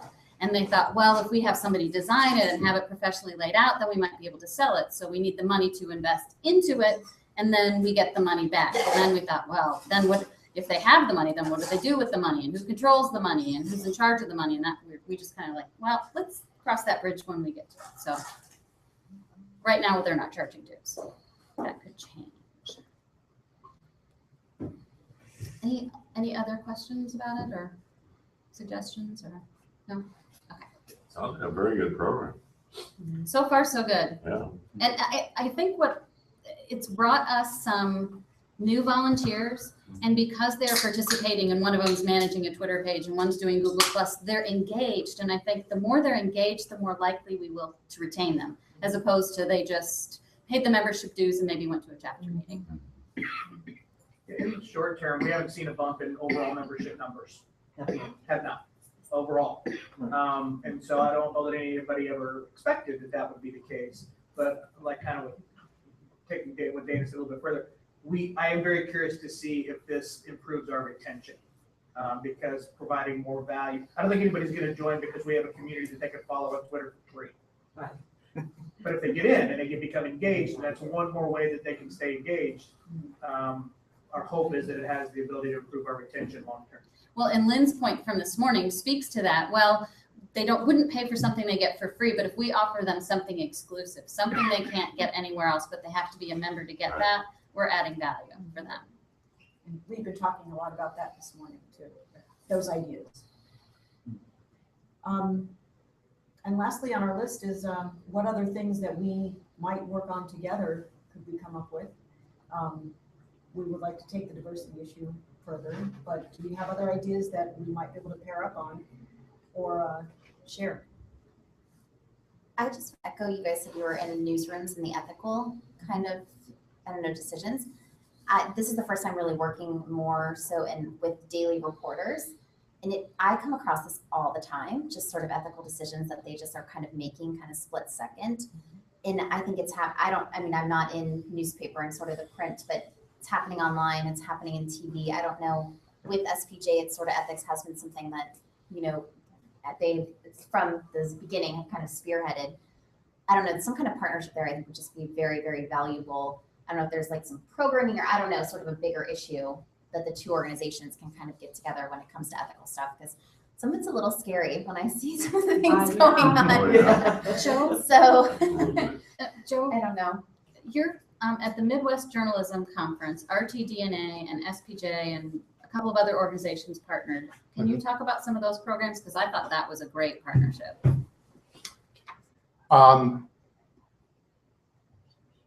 Programs like specifically what? Well, one of the programs was talking about both of us were editing our that was last revising year. our ethics code. Yeah, Mike actually spoke to that last Right. year. Yeah. Scott. Yes. I mean, for several years, we've done at least one program at that conference, and one new site was, I think was it last year? Last year. It was last year. Yeah. Happened to be when we were both revising our ethics codes, and so it was a good opportunity for both groups to talk about the activity that was going on, the thought process and that thing.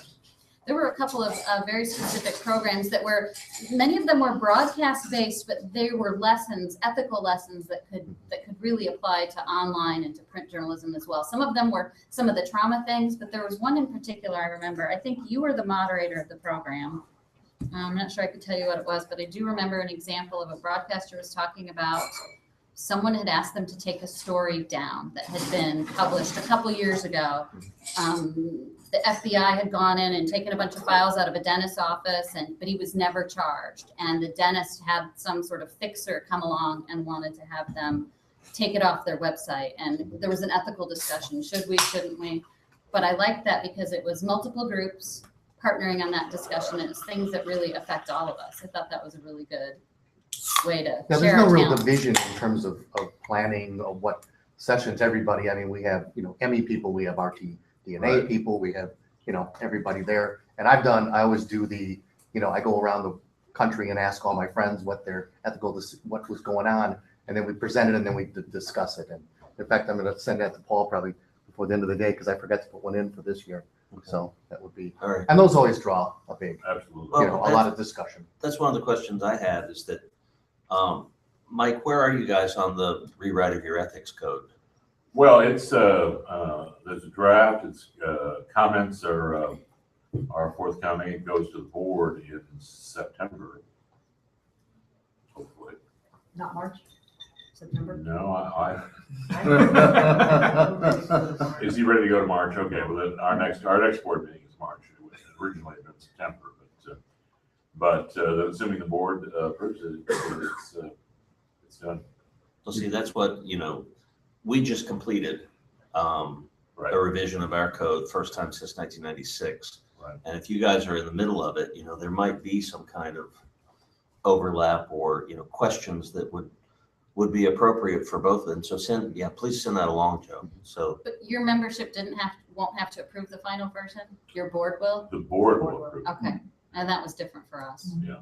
Our delegates had to approve yeah, it. our convention. Well, one question I had, and the part of this comes from the communities, because we had a discussion about it this morning. At the chapter level, we often have programs where both members and non-members can participate. And we've had this debate about the community, should we allow non-members? And I'm just curious, do you face that as far as programs, or is there a way that you let non-members participate? That's interesting you asked that, because we spent some time today discussing that. One of the issues that we continue to face as an organization is the balance between member access and member benefit versus access and benefit for the journalism community as a whole. And we're certainly far more weighed in that direction than we are for separate member benefits. And our discussion today, as it has been in the past, is trying to make some determinations as to what that proper mix might be. So the long way of answering your question, but right now,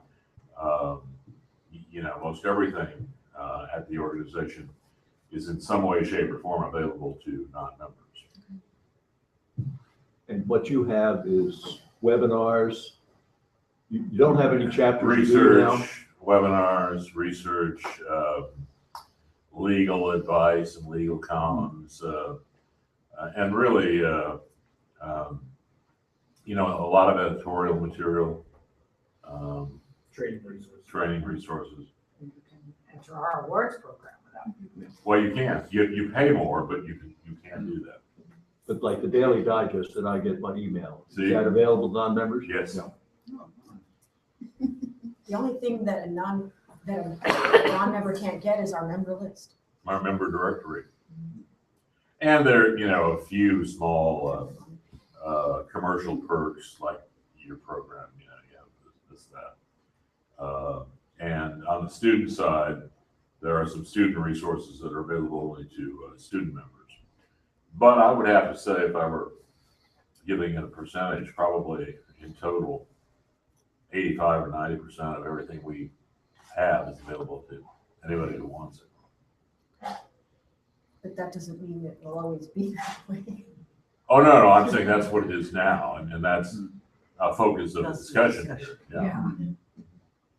Our questioning today, as we were discussing what non-members had access to, is how much does it dilute the brand?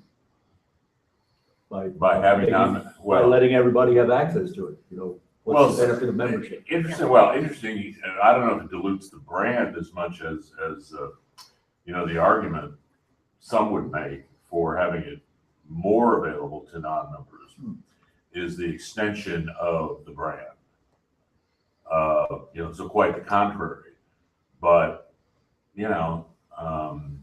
then you ask yourself as an organization, just as potential members and renewing members would be asking themselves, what am I really getting for my $150 or $200 or even $25, depending on my category that I may be paying, for dues. So it's a conundrum. Yeah, and I found with our membership, at least at the chapter level, and I'm in the Seattle area, is that what's of value to me may not be of value to Paul or to Sue or to Joe. I might want to have access because I'm a freelancer to the insurance products that we offer, where he might want the training. She might just want to belong to an organization that fights for press freedom. So. You talk about extending the brand. I could see, the webinar, excellent you guys did just last week or a week ago about Murrow's producing Murrow. There may be opportunities where maybe it came down to ethics. Maybe it was discussing real-time ethical decisions and extending that to SPJ, our TMDA. I mean, we combine on a lot of other things, combine on those webinars and use our resources. That's a very good point. And then the question becomes, is that the kind of a product that you offer for free to anyone who wants, or you have some kind of member benefit to make that a member benefit? We chose initially to do this one, which was virtually sold out in its 2 live sessions. And I say sold out, except there wasn't any cost to it. So it was registered out, for lack of a better term. But so clearly there was an interest, should that have been monetized? But it was a good test. I mean, and the first session was sold out, if you will, in really quick time.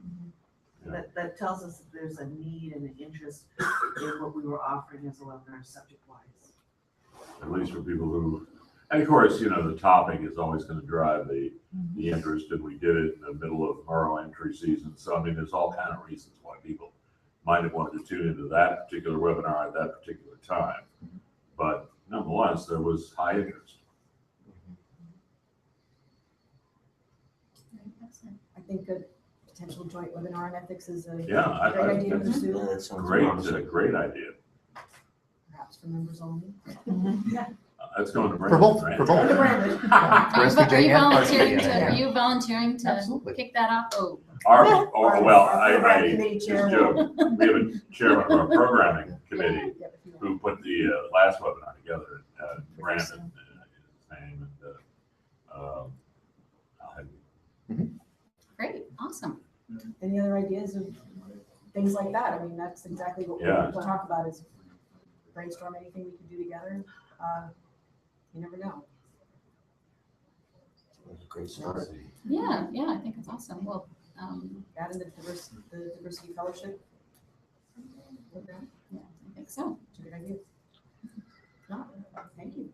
Yeah, well, I think we're done. Our time is up. Thank you very much for joining us. Take a cookie. Yes, have a cookie on the way out. But not quite. I spilled my first one. Just appeared in our room for the last 20 minutes. Oh. So you're headed out now, huh? You're flying out I was right gonna now? say, y'all brought in suitcases, you must be bailing.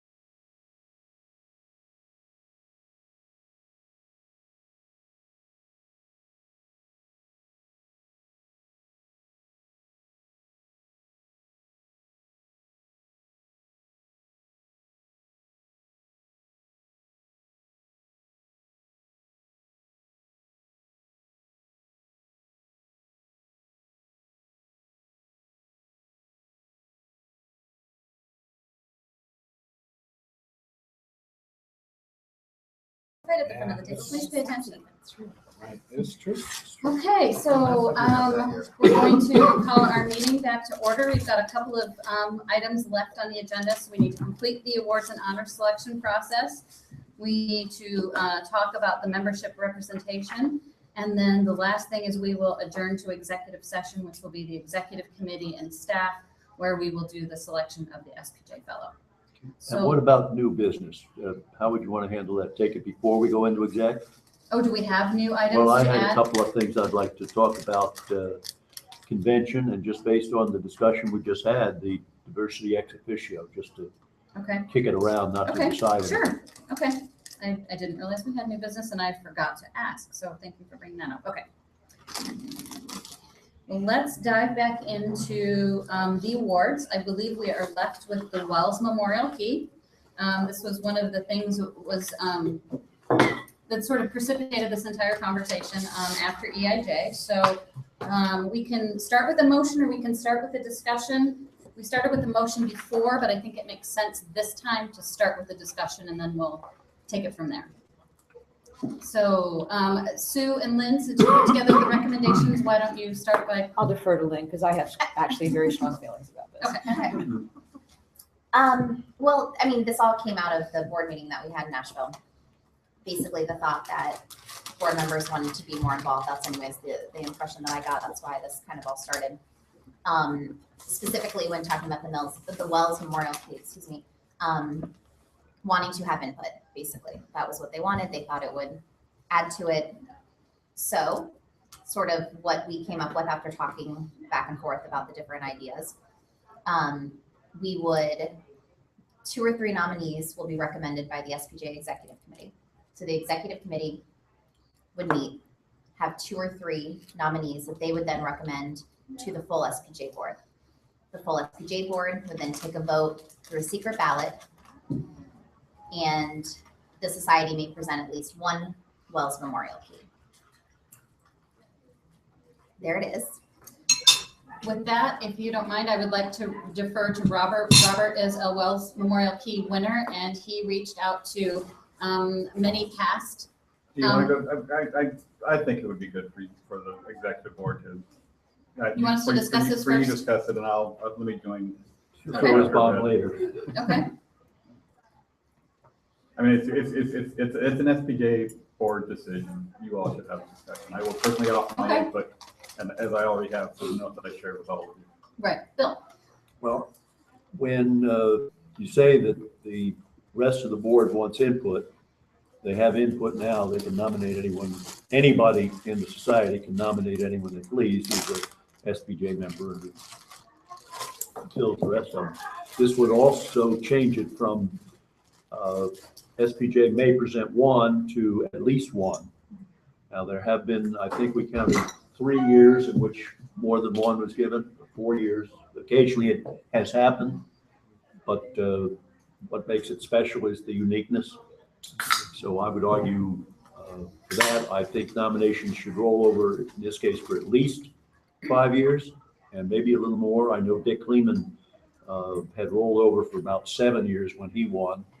And the nominations were so old, I barely knew Dick Kleeman, and I was amazed. I happened to read all the nominations because I wrote the script for him picking up the award, and it was just amazing what he had done, and would have been a shame not to recognize him.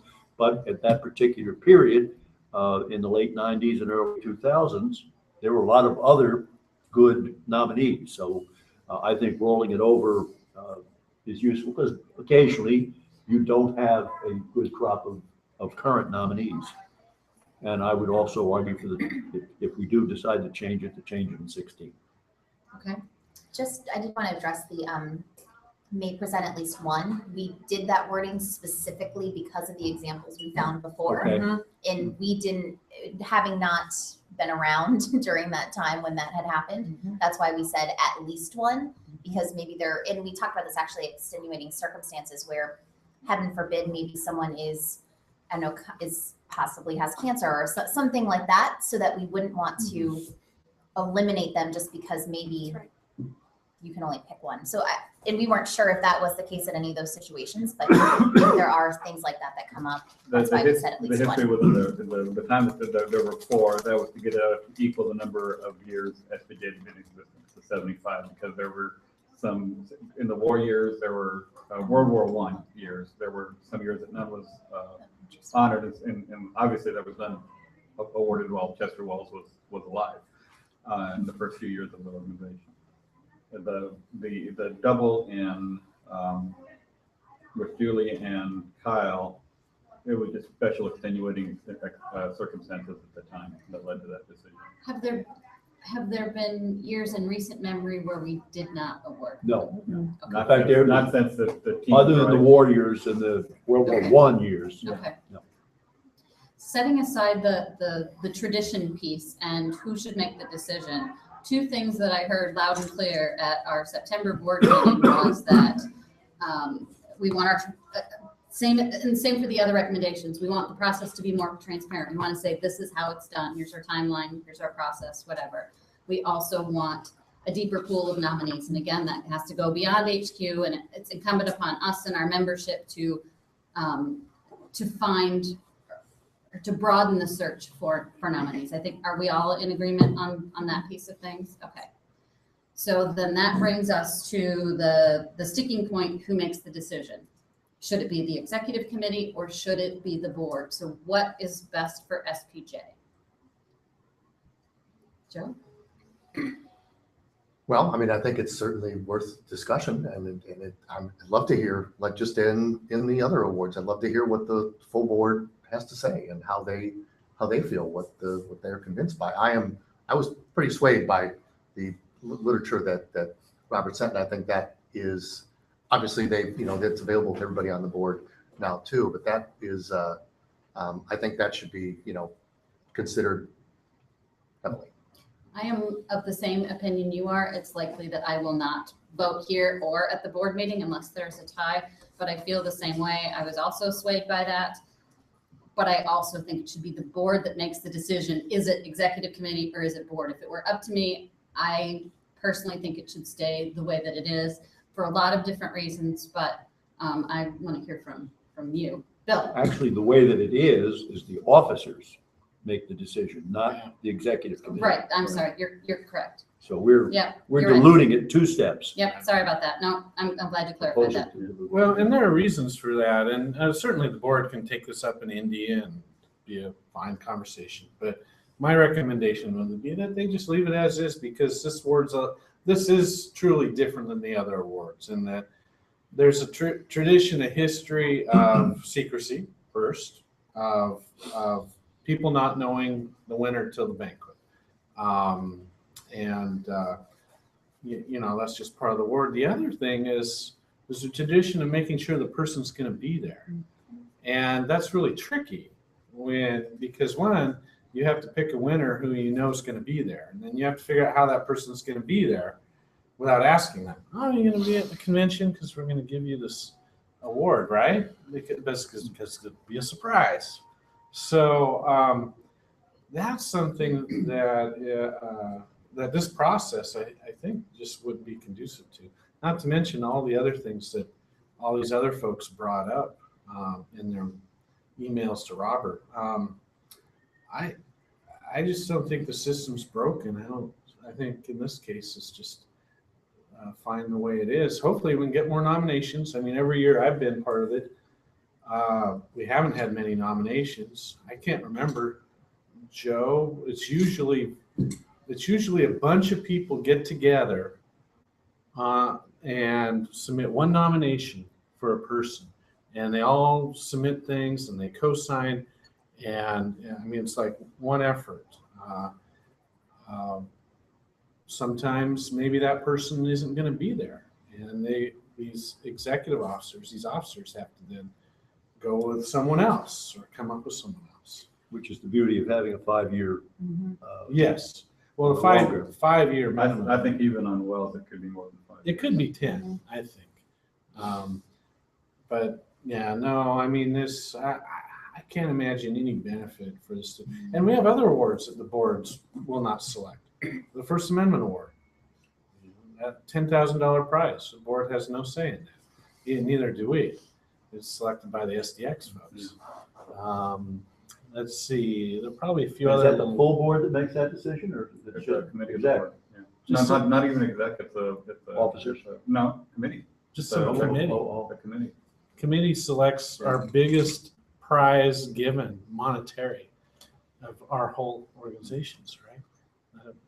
And I don't even know who appoints that committee. Actually, the biggest award we give is the Fulham Editorial Fellowship, which is is also a committee with no officers on it. But Although I do appoint the. okay, and there are probably some other weird awards we're not even thinking of. I can't think of that are kind of different. Anyway, I just can't see any reason to change it. I don't want to trump what Robert's going to share, what Robert has already shared or is going to say, but I think part of the rationale with it being with the officers is that many of us have been with the organization, whether at the local or the regional or the national level for a period of time. And with the exception of a few people on the board, not everyone knows who these people are, and you're going strictly based on the strength of a nomination. And I think with an award like this, the magnitude goes beyond what's in the nomination. It goes, what level of service, what kinds of things have they done for SPJ? How have they served SPJ? What about their professional role? I think it's a lot of factors that can't necessarily be encapsulated in a two-page nomination form. I'm not saying the board can't make that decision, but I think that's part of the reason why it's been kept the way that it is. Paul, what's your feeling on this? My feeling on it is I will not support if we make a motion, if someone does move for this to be nominated, I won't support this proposal. Okay. I think, and I have supported every one of the Sue Lynn recommendations on awards beforehand with some enthusiasm. I think these are good changes. If we got to the board, but when they come to the board meeting, I would vote for them. Okay. With the exception of this one, because I think I was persuaded by the passion and the information Robert shared with us and the feeling of the past winners. I think there are, some traditions are, you look at them and say, why do we do that? And some traditions you look at them and you say, absolutely, I know why we do that. And this one falls in the latter category. Sue? You don't have to share if you don't want to, but I would like to hear your thoughts. And then I want to give Michael a moment because he has to be recognized. Acknowledging that Robert does know the year that I joined this organization. When I was a young buck, really young buck. You were in elementary school, weren't you? I was. I only wish my birth certificate indicated that. Believe me, I have bucked convention and tradition. I am not opposed to that. I did vote with the committee. It was a unanimous decision of the three of us, but I kind of came with the belief that this should be brought forth for discussion. Again, I always put this back in my legislative terms because I think you might think a bill is bad in committee, but you think it's worthy of being debated and giving everybody a say. And I fully support that. I agree. I too believe this is a good tradition. I didn't need the letters, but I'm glad Robert was able to bring a diverse group of Wells Key winners who responded on their own. They didn't have to do that. I don't think I'm the oldest member. I'm clearly not the youngest member. And I was just quoted in an article in a local newspaper about access to government on elected officials and the importance as a public servant. And generally we try to emulate what we encourage others to do, but we are an organization. We are a professional organization. Even the note from Chris on RTDNA acknowledged that their organization has an award or two that they consider sufficiently important enough that only their chief executive awards. We make this a little bit more democratic, but I just think the Wells Key is one of those types of things that truly maybe only those who've been involved for an extended period of time has a real sense of what it's all about. I know as my student first attending a convention back in 1975 in Philadelphia, it was one of those moments that you just kind of went, oh, that's kind of cool. I wonder what that's all about. and then you see the people who come up and give everything they have to give to this organization. And many of them get this award long after they've been on the board, which means they're continuing to give back. I just believe this is one of those unique situations that it's not broke and you don't have a compelling need to fix it. Before, I just want to say one other thing. So if that's okay, Michael, do you mind? Okay.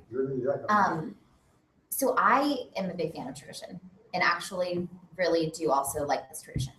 But sitting in that board meeting, hearing sort of maybe some concerns about how the process and the selection and how it went, that it was sort of very, very secretive, which the selection may be secretive for a reason, but is it secretive? And this is sort of the impression I got, to a point where members think it's being done improperly or that there's favoritism or there's other things going on behind the curtain. I don't know that there is, but to me, sitting there hearing everyone talk, that was the impression that I felt like some people had. And so to me, that's where the concern that I think would need to be addressed. I don't want to be a part of an organization or lead an organization that people think people are doing back end deals behind the thing. I don't know that that's going on, but that was the concern. So to me, this maybe is not the best way to get rid of that concern, but that concern, we should do something to eliminate that and address it. Maybe that's done through better PR. Maybe that's done through better communication of what this award is. Maybe it's done through maybe a better list of who's even being considered. I'm not sure, but maybe that addresses that concern instead of maybe something like this. But I do think that concern needs to be addressed. So that's just because sitting there, that is, to me, that was troublesome to hear that people had that impression. And I would be concerned that I'm good enough to be elected, but I'm not good enough to make that decision because people don't trust me. I think that would be tough. That would be tough to swallow. If that's the impression, and it might very well, I can assure you there weren't any deals. I mean, that isn't how this works. No, and I'm not, like I said, I'm not saying there were, but it felt like people in the room, why this was brought up, that some people felt that way. And that to me is something that I would want to address as part of an organization. So if this isn't the best way, I think we have to somehow address that. And I will say, to me, coming out of this, one positive I would think of doing it this way, because again, I am agreeing with this because I think we should bring it to the board to let them decide. This is actually one where I actually do respect the tradition, but maybe the way we advertise it needs to be changed or something. But let's say you win or you're selected for the Wells Key and it was from 3 people. What if you were selected and it was from 17 or however many people are on the board? I don't even know. To me, that's a bigger honor. To me, that makes it a bigger deal. So that was also something, though, to me, that is sort of a positive of that you're voted secret ballot from a larger amount of people. I don't know, I saw that as sort of making it a bigger deal too, so. Michael? I just have some questions. Number one, would you at least consider recommending to the board that nominations are online, just for the optics sake? This is the only award that we have where you have to submit things on paper. It just looks like makes it just look like we're really old school. And to some people, it makes it look like you just don't want to take nominations. Would you consider making that recommendation? Well, there's a difference between, taking on nominations and. I was not at I was not at the Washington DC Executive Committee, but when I read the minutes say that all applications will be online. Okay. Maybe we haven't gotten there yet. Okay, that's cool. But it's already been approved. We're going to do this. We just haven't done it, and I didn't know it then either. All right. And the second question, did I miss something? You got a lot of this material from other SDX people. Is that something that the board? Yes, and he asked me last night if I would share it with the full board, so I will be doing that when I get back. This might be a good place for me to. Please, sure. If you don't mind, Michael. No, I wondered if I was. Will you stand up here so I can see you? Sorry. Thank you. I mean. There's a chair. Yeah. Yeah. There's a chair. I'm not on the exec. Yeah. I mean, I'm not on the exec either. Can I have a seat? Yeah. Obviously, when this came up at the post-convention meeting, I spoke with some passion at the meeting as to why I thought it should remain as is. I had no idea whether I was among former Wells Key winners, if I was a majority, a minority, or if anybody cared. So earlier this week, I sent a note to every living WSKey winner for whom I had an email address back in 1990, asking. It was a very straightforward note that said, "This is what the board is considering, executive committee is considering. What do you think?" And people we have not heard from in years responded, which told me people really care about this. First off. Secondly, with one exception, they all oppose the idea. They want it maintained within at least the executive committee, if not the officers. And certainly, I think over history, it's been done both ways. I know that whenever I was president-elect, Al Cross, who was president, had looked at the guidelines that said, and it did say officers elected, and he insisted on doing it that way, in part because he wanted to see Kyle get it that year, Kyle Niederpruem, who was the immediate past president. And obviously, she couldn't be in the room if we were going to be talking about her. And I think that it's kind of stayed that way since. From reading some of the comments, it seems like in some years, the vice president for campus affairs has not been involved, although I would think that whoever holds that position ought to be. She's an officer. So Yeah, yes. but there was a note to 3 people being involved, which I read to mean president-elect, and secretary-treasurer. I mean, there were, and as you know, this is the people, I mean, the folks on here don't often agree on I mean, unanimously on everything. I mean, we fight just as much as your current board. I mean, in our town, we fight just as much as your current board. Not fight, disagree, debates, things. So I was blown away by just how unanimous that opinion was. I'd be glad to forward the note to you. I'll do it. I gave the paper copy. Okay. Okay.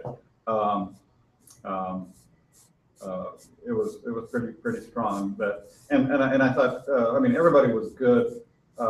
Reggie Stewart, who is still recovering from his illness, said he has time for about 1 project a day, and this was his project for that day. Had a very eloquent argument for why it should remain as did Fred Brown, and both of them noted that, I think both of them noted, but I know Fred did for sure, that there are some traditions that have outlived their purposes. And certainly it's always good to be questioning why we do things, but that this tradition is one that really should be preserved. The folks who have given the time and worked up to the point that they're in the officer ranks, no more than the person who was on the board, who was just elected at the fall convention and at the spring board meetings, being asked to vote for the WSKey. In my own note in there, I noted that my first year on the board, Paul Davis received the WSKey. I had only a vague idea in April when the vote would have happened as to who Paul Davis was. I would have had no business making that kind of a vote. And that's not to say that a first-year board member is unqualified. It's just that they haven't been around for the most part long enough. Nothing to do with their character or their abilities. I think once it's not going to be secret. And among the things that I've done in SPJ, I am on my top 10 list of things is the role I played in restoring this to being a surprise for the recipient. We went through a few years when it wasn't a surprise, and those folks were cheated. It shouldn't be a surprise. I mean, if you take a vote of even 2 or 3 people among a board of 23, human nature is such that it would not, I don't think anyone would maliciously spread it, but word would get out. Somebody would, a slip of the tongue, it wouldn't be a secret. And I just think it really does need to be a secret, and it's best kept a secret by keeping the selection within a small group of people, whether it's just the officers, whether it's the executive committee. I mean, that's a decision you all can make, but I think it needs to remain within a small group and not a vote among 3 people, among a group of 23 who may, or, I mean, it's not even clear to me whether there's opportunity for discussion before this vote. This is a tradition that doesn't need to change. More questions? I don't know if I still have the floor or not. Do you, can I? Oh. How many past winners, I think part of what Elaine alluded to is that if the officers vote, they vote for former officers. How many Wells Key winners have not been former officers? I did a rough count going back to 1980, so that's 34 years. It was roughly 50% former president. Now, whether they have been former officers, but well, I certainly was never an officer. Betsy Ashton was never an officer. Ian Marquand. Ian Marquand was never an officer. Sally Lehrman was never an officer. Lucy Douglas. At the time, Dick Lehman, at the time that Peter Sussman. It wasn't a rhetorical question. I'm glad to hear this. At the time that Reggie Spirit and Paul McMasters received, they had not yet become president. It was before they were presidents. We have been through a string of past presidents the last few years. Last 5 years. I personally don't think that's healthy. I think that's a good string to break. Joe? Because there should be an opportunity for folks who have not been president to move also. I have a technical question. I'm opposed to the secret ballot, but should the board decide they want this decision, and should they decide that's okay? I know we can't even have phone votes because of the laws. So we can only do video votes, but we can't actually see each other. Is a secret ballot even going to be allowed, or is Baker Hotslitler going to say not going to do it? If you do it in person in April, it's not a problem. I mean, you just have a sheet of paper and then put whatever the name. But the deadline is April 17th, so it can't happen in person. Well, we would have to change the deadline. Okay. It's already been, well, I'm sure. It would have to be for next year. We'd have the 2016 amendment to Okay. going forward. Okay. So we would have to make sure that's all cool, or it would be cool. Oh, it is. If we have it in person, it's fine. Right. Okay. I don't ever recall we went into executive session, but I don't recall a secret ballot ever, but No. that's just in my lifetime, not in board's lifetime. And what that is, the non-electronic voting is, and it is a policy on SPJ's books, but the reality of the practice is it's not even always followed to the letter. There's often times where the group gets together. It's actually okay to have a vote as long as it's unanimous. Oh, yeah. How do you know that? Because the Nothing's idea, unanimous in the right, group. the idea is that anything electronic doesn't really allow for the appropriate debate that should be required and should be necessary. So you can have all the electronic votes you want to the letter of the policy as long as it's unanimous. But in the grand scheme of things, we have had votes on conference calls and via Skype that were not unanimous. It's just not what the lawyer recommends. Right. Because the law in Illinois, which is where we incorporated, has not caught up to technology. They usually lag about a decade. And so we would have to argue that there was time for appropriate discussion. Everybody had the opportunity to speak. If somebody sued. Right. Okay. Based I was on just curious as to whether or not that would even be allowed. Okay. Michael. Do you support something like a Rooney Rule for this Oh, selection pardon me? process? Something like a Rooney Rule for this selection process? I didn't hear. A Rooney Rule, like in the NFL, they say you can't interview a coach unless you interview a minority candidate. You don't have to choose them. You don't have to, you have to just put them in the mix. If you agree that there's been so many past presidents, and I don't know, maybe it's just dumb luck that it was more of a diverse award a couple decades ago than it is now. I want to know, is that because the selection process has changed, or like what made it, do you think? Do you think that there were too many presidents in a row already? Well, What made it different, do you think, the past 10 years and 10 years earlier? I haven't been, I I don't know. I haven't been sitting in the discussions. And I'm quite happy not to sit in the discussions. Attitudes change. I mean, there was a period even much further in the history where the prevailing attitude was the highest honor a person could receive in SPJ was to be president of SPJ. And that therefore the Wells Key should be reserved for other people. Paul Davis, interestingly enough, was among those people who had that opinion, and then they gave him the Wells Key. It's way out the door. I mean, I think it's good to have a mix. I mean, and let's take, there are folks whose accomplishments go beyond their year in president. I would argue that Kevin Smith was, I mean, without having been in the conversation, but he shepherded 2 ethics revisions. Casey Buckrow got it for doing 1. He didn't need to be president to get the Wells Key. He earned it for efforts way outside of that.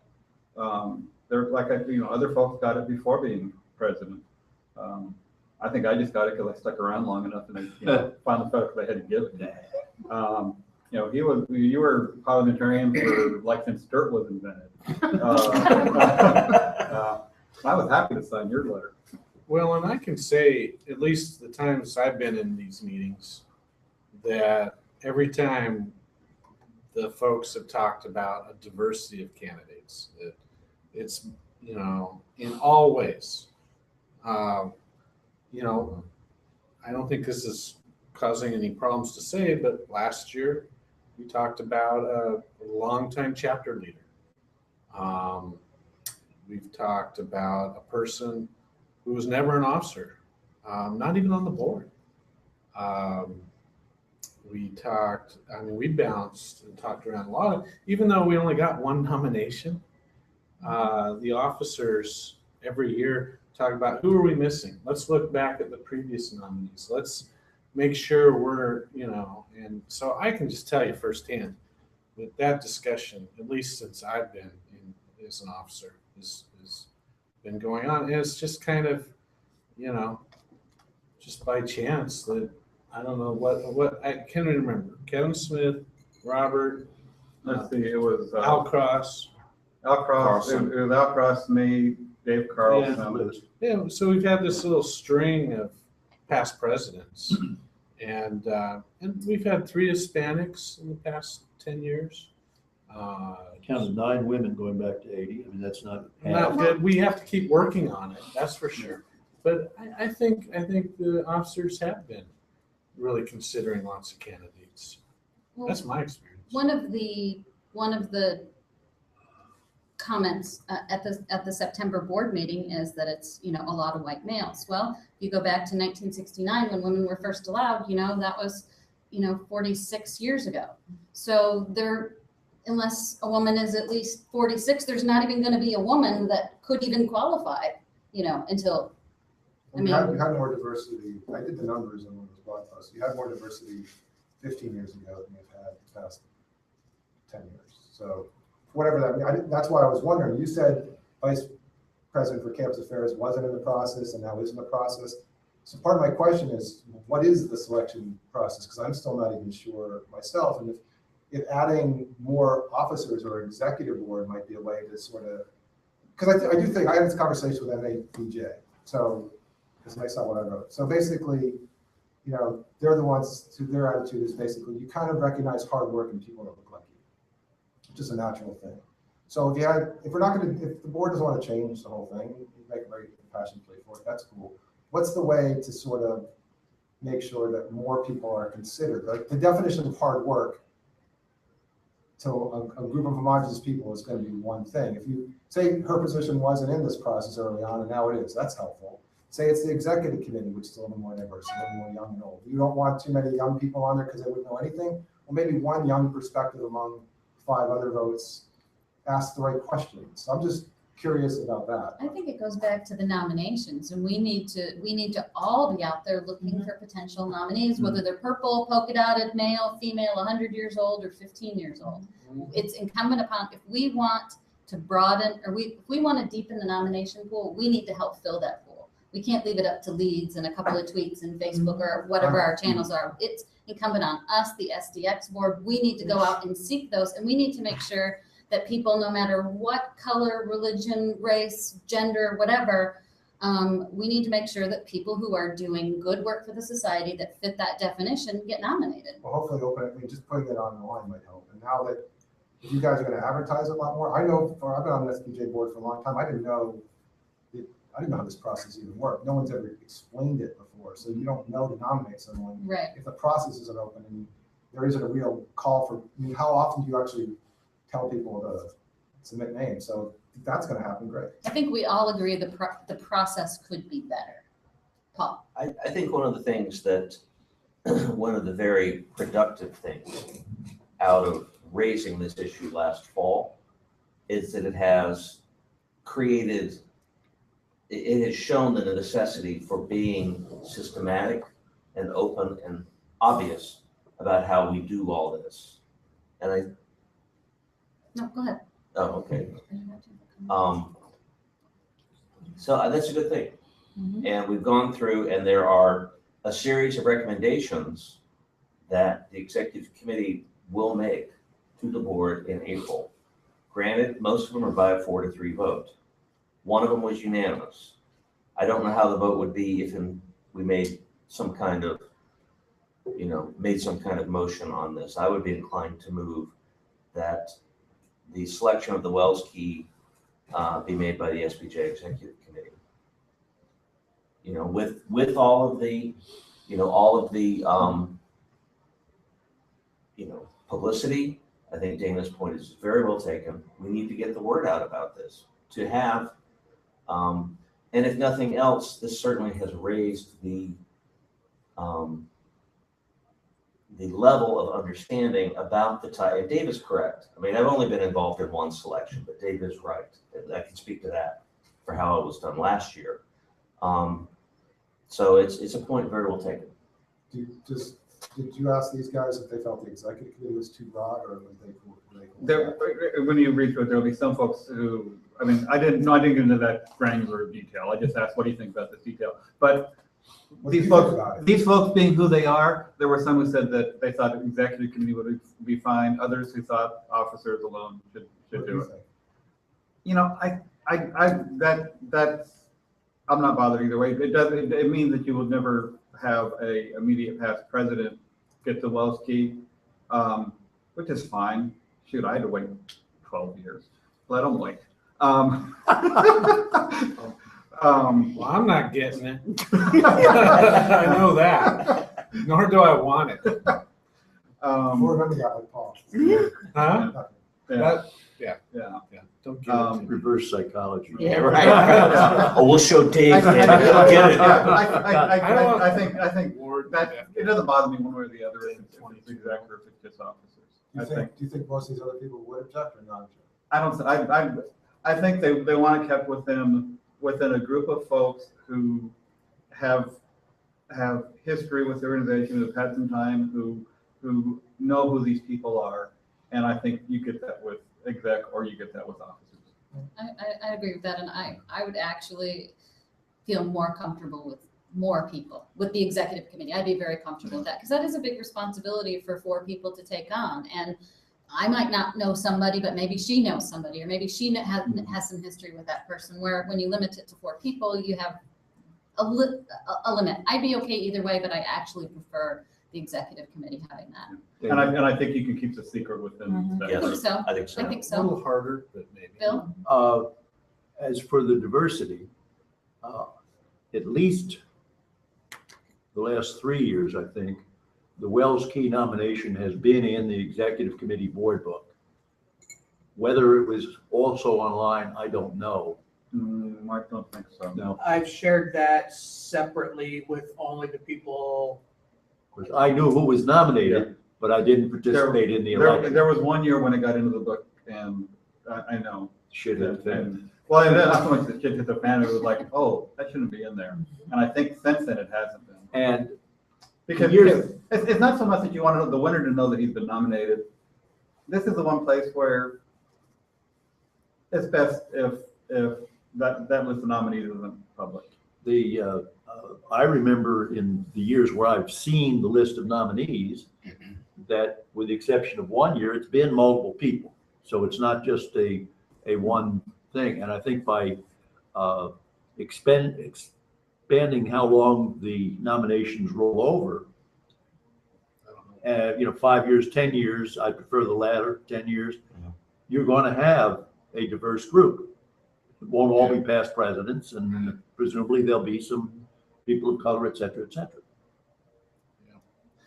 Yeah, I mean, the diversity issue is kind of a red herring anyway, in a way. I mean, saying that, that 4 officers are unable to come up with a diverse selection, but the board is. So that What's more diverse? Is that true? And it still depends on nominees, and if nobody's nominating. Right. I don't think the problem is in that case who's selected. I mean, just look at past performance of the board. What do you think about the executive? Because the executive at least is more young people. Exactly. What do you think about the executive? Yeah, I'm like Robert. And pros and cons. I mean, a few more voices can't hurt. More minds, I think, create better decisions to some extent without compromising the secrecy thing. See, the surprise, I should say. This would give you something for the executive, because you were saying how you didn't think the executive. Yeah, right. And I still believe that. I move we abolish. I move we abolish the executive. Really? Made that comment. So, but I almost blew the winner 2 years ago accidentally. Just came. Things come out of my mouth. Really? I never noticed that. And, so it doubles the chance of that happening. Is that the worst thing in the world? Probably not. So I don't have strong feelings about that. But I don't think giving it to the board is going to improve the diversity of the winners. I think the logic of that says that these folks are sexist and racist, and this whole group is not. I purposely said earlier that that's not what the accusation is. It's just people of a like kind have a tendency to pick somebody like them. I'm not accusing anybody of anything on this. But that implies officers are of a like kind, and I don't think that's the case. No more like than the board as a whole. Right here. Than the board as a whole. That's where I think the logic falls apart. I mean, look at what we did last summer. We had the chance of appointing 2 diverse people to board positions, and we appointed 2 white guys. Now they're great guys. They're great white guys.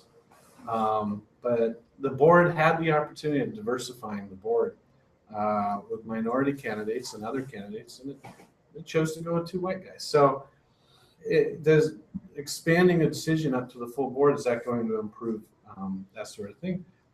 I just think the logic is. I think it goes back to the nominations. Yes, that's exactly what I was going to say. Is that it's incumbent on all of us to publicize the Wells Key. If anything, that will make it apparent what a big deal it is, and that this is a significant honor, and that the executive committee seeks wide-ranging nominations.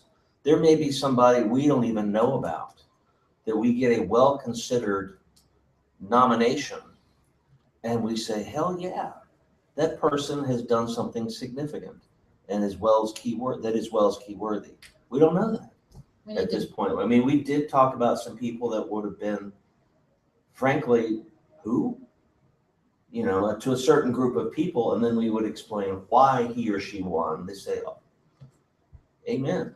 Well, there was one person suggested that is somebody that I know, but I don't know what her particular history with the organization is. I know what she does now. I know what her role is now, but when she was recommended, had it not been for the person who said, well, what about this person? And said, well, and here's why. I didn't know that piece of it. Right. So I do think that there is a certain sensitization that this whole process and this whole conversation has created. And that can only be a good thing, Michael. That's cool. Can I ask one more question? I'm in. The nominees that you're keeping for 5 years, if we're going to be advertising this to get more nominees, what if they're already nominated? Is the list of nominees sort of made public at some point? Because what if I start, because I have someone in mind, I'm going to try to do something, but how do I know she's already on the list? Nominate her anyway. So just compile. If it gives more ammunition to that nomination. 2 nominees for the same person, that says something about that person. Okay. Cool. Yeah. We had one of the nominees for fellow, the guy who sent the nomination in, said, I can't believe you didn't give it to him last time. Now, Here it is again. All right, cool. I just wanted to say something, the secrecy issue. I feel like that's, since this is a secret ballot, and I mean, the board would not know who won. So that really, with this proposal anyways, would not let any more people know than already do know with how it's done now. So there would be a recommendation of 3. That's just my Actually, fewer opinion. people would know. Robert? Right, exactly. So the secrecy issue, I've heard that a couple times and I don't know if that's confusing, but basically, not 3 people would be recommended. Secret ballot, staff would help with that. That's it. The identity of the 3 people undoubtedly would. Well, right. Whereas but right, still, it's whereas 3 right now people. it's 1 person out of Yeah. thousands. Hello? I'm sorry. Are you leading this process? Excuse me, can I speak? Pick up your gown. This was something I wanted to ask you to speak to because it was addressed in those 8 pages that people were saying, yes, there's a secret ballot, but you have 3 people. So you have to tell 23 people who those 3 people are. I'm not sure if I agree with this, but one of the comments that was made, does it become a popularity contest? If 23 people know who these 3 people are, do we start calling each other, gosh, this person should make it, or gosh, this person should make it? And then do they try to get other people to influence? I'm not sure that would happen, but I think that's where the secrecy, the secret ballot, so the final decision, yes, but once the nominees, if they're leaked, I think that's kind of a. But see, I guess I don't see any harm. And this, again, I am all about tradition and personally am fine with that. I don't see the system as being broken. I am more with the concern that I heard sitting in that room. That's my concern. And I think it needs to be addressed. But I also am completely for putting the list of nominees online. And I think it's absolutely really silly that that doesn't happen. But that's my opinion. I didn't know that I was nominated. Did you know that you had been nominated? No. Because once you know you're nominated, at least be sure to pack a tie. Just in case. Well, but not if you have a list from 10 years. I mean, it has Well, to be a list of It's like gonna, 30 it's gonna people. take some years unless we've got old Well, applications I don't to know. file. We had asked for that, and staff provided a list of the previous, was it 3 years?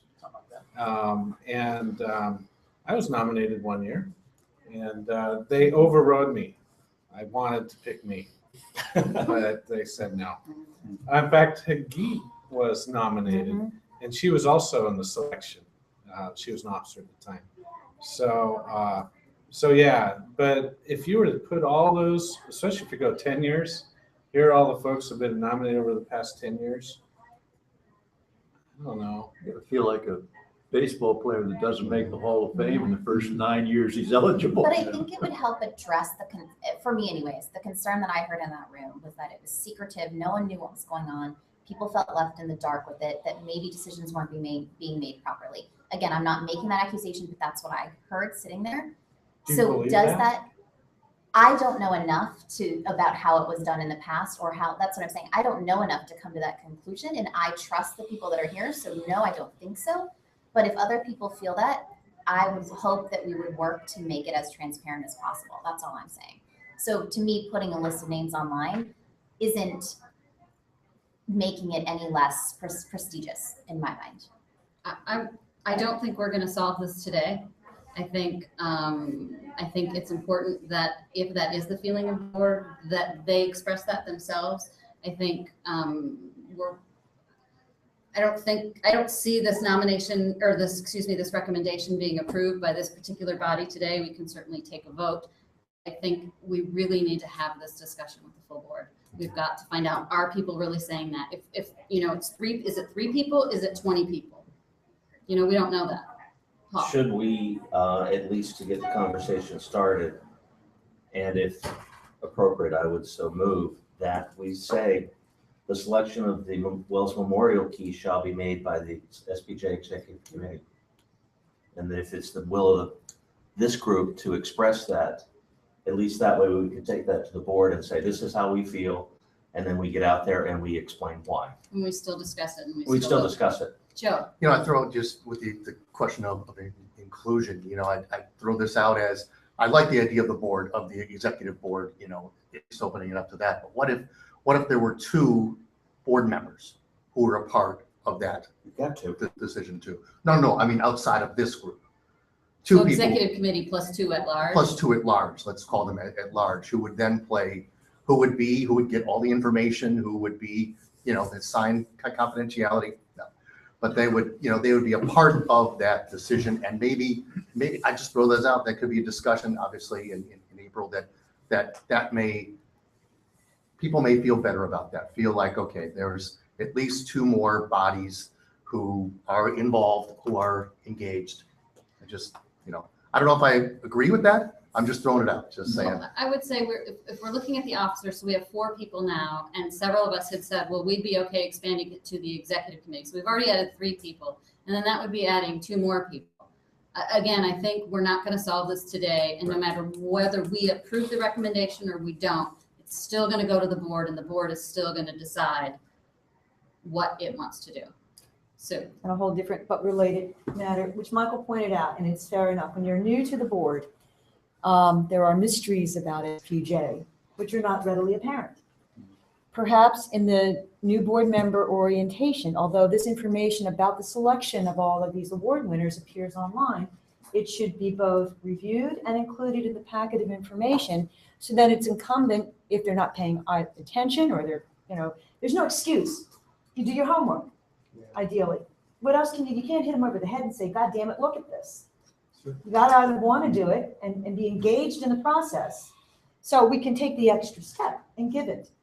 But it's like, you can't make people do stuff, but I think we should provide it and make it a little simpler. Can't even get them to stay for the orientation. But if it's in the information beyond the website. Paul, since there has not been a second, I wonder if I could just suggest a different motion that we send forward a version of this without a recommendation from the executive committee. We send it forward to the full board with the change to 10 years, with the 2016 caveat, and if this body so chooses to expand the group that picks the Welski winner to the full executive committee. I don't agree with that, but I'm willing to send that to the. My feeling is that even if we had a unanimous recommendation, this board is going to want to discuss it and vote. So I don't think it matters either way. I don't think it matters at all what we say. I really don't. Whether we recommend it unanimously or whether it's 4-3 or 5-1, the board's going to want to discuss this and bring up all these points. And, I think right now we're spinning our wheels. Well, I think you're right, Dana, in that they'll make their decision, but I think they will be interested to hear what we thought. Yes, and I think we should our share vote. And, I would recommend, I think everybody's on the same wavelength there, that we submit this stuff that you all put together so the board can hash it out in April. And I think what we're doing today is just saying we talked about a lot, we gathered input, and as executive committee, anyway, take it for whatever you like. We kind of voted 4-3 on these things to do. We think that's good to do unanimously. And we didn't even vote on this one. Well, right, and I think we should. I think we should take a vote on what we think on this part of the proposal. Still forwarding it all to the board, but just saying the board voted XX in favor of this or against. So you would send it forward with the recommendation that the executive committee give a couple of nominees to the full board for a secret ballot. You would vote for this? You would vote for it the way it's written? No. We don't have a motion, so we're not voting for anything yet. We haven't decided what we're voting. I'm going to vote no, but I think we should take a vote. I want it as written. Well, with 5 or 10 years. Yeah, okay. And I would vote no.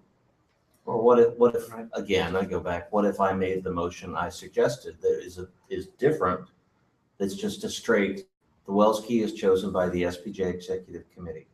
That's the recommendation that the executive committee would go forward with. Why don't you make that motion and then we'll talk about it? So moved. Second. And then it comes down to, some of us are on the fence on that. So I think some people would vote, just leave it as is. Twist my arm, maybe vote, go ahead. See, and expand it to executive committee. my reason for even making the motion is I would like the board to have an understanding of what our position is, what the position of the executive committee is, and I'm sure we'll be explaining and be happy to. And Robert will have his chance to share the information that he has. But I think as an executive committee, we were sent this at the request, we were asked for you asked to provide guidance and information. And we have gone through, I think, 9 different awards, some of which we propose, the Sue Lynn proposal, actually every Sue Lynn proposal has carried up to this point, including the fact that RD is kept within the close group of the executive committee. And now I'm proposing the same thing for the Wells Key. With the 10-year and with the 2016 Yes, caveats? yes, friendly amendments accepted. Before we get into any further discussion about this, and I don't know if we have any room restrictions or whatever, we have 50 minutes and we haven't even touched governance yet. And I don't think we're gonna. Can I make a motion to call to vote? I think we've discussed enough. I don't know. Let's Can I call do the that? question. Call to question. Sorry. Okay, so the motion on the floor is to. Call the question, is the motion on the floor. Technically. So to vote. We got to vote on that. Well, if there's no second on that, so you can just go ahead and. I was going to restate the initial motion, which is to have the SPJ Executive Committee make the decision each year for the Wells Key with a 10-year rollover to be effective 2016. That is the motion on the floor. The question has been called, so all in favor? Wait, no, we have to vote on the question. Oh, no, there was never a there second wasn't on a it. second. There was never a second on it. She can just call for the vote without having to go through that. Unless somebody actually does still want to discuss this. Yeah, I wanted to continue discussion for a minute or two on the motion. But that's okay, we don't have to follow Robert's rules. It's all right. Mr. Parliamentarian, could you please I'm advise? looking at the Okay. Dana Newt's cheat sheet. It's okay. We can, you don't have to follow Robert's Is that, rules. you withdraw your call for the question? I'd like to vote. No, Okay. hey, I'm with you. Then we need a second. Second. Okay, I can do that. So are we calling the question, yes or no? That's what, yes, it's a non-debatable motion. Go ahead and vote on that. On the question. I'm calling the question, yeah. Who's in favor of Right. calling the question? Yes, well Say said. aye. Aye. Anyone opposed to calling the question? No. Okay, so it is time to vote. If you are in favor of the motion for the executive committee to take over the selection of the Wells Key beginning 2016 with the friendly amendment that we do the rollover for 10 years. All in favor? Aye. Those opposed? No. How many noes? Jody, show of hands. So it's 3-3. I can't see. Was it Bill and Ross, Dave and Len? 3 on this, no on this side, yes on that. Yeah. Okay, thanks. I vote yes. So our recommendation to the board will be that the executive committee take over the selection of the Wells Key. Correct. That's our recommendation. The board will discuss it and take it or leave it. Do what they think is in the will of the board. This is Okay. Yes, it's great fun. Okay, so we have lots of stuff to do in a short period of time to do it. Bill, are your things like really quick that we could whip off in 5 minutes so Paul can take the rest of the time for governance? Could we have an update on the convention? And what kind of update are you looking for? Future cities and how the plans are working out in this building. Plans are moving swimmingly. Nothing unexpected. CNN came in yesterday with Anna from NAHJ, Kate, and Chris was the stand-in maternity representatives, and I'm not pregnant. She's not pregnant. No, our planner was. They toured some things. They haven't narrowed down to where the opening night reception might be, but by all accounts, planning is going as planning should. 2016, as you know, is in New Orleans. And 2017, the board already voted to go to Anaheim, so not a lot of movement on either of those places. No cities under consideration at this point for 2018. We haven't gotten that far. Okay. The diversity ex officio bill? I think we've probably got more important things to talk Okay, about. so we'll table that and bring it up at the April board meeting. Would you please send me an email to remind me so I can add it to the agenda when I get back, unless Joe can remember to do that?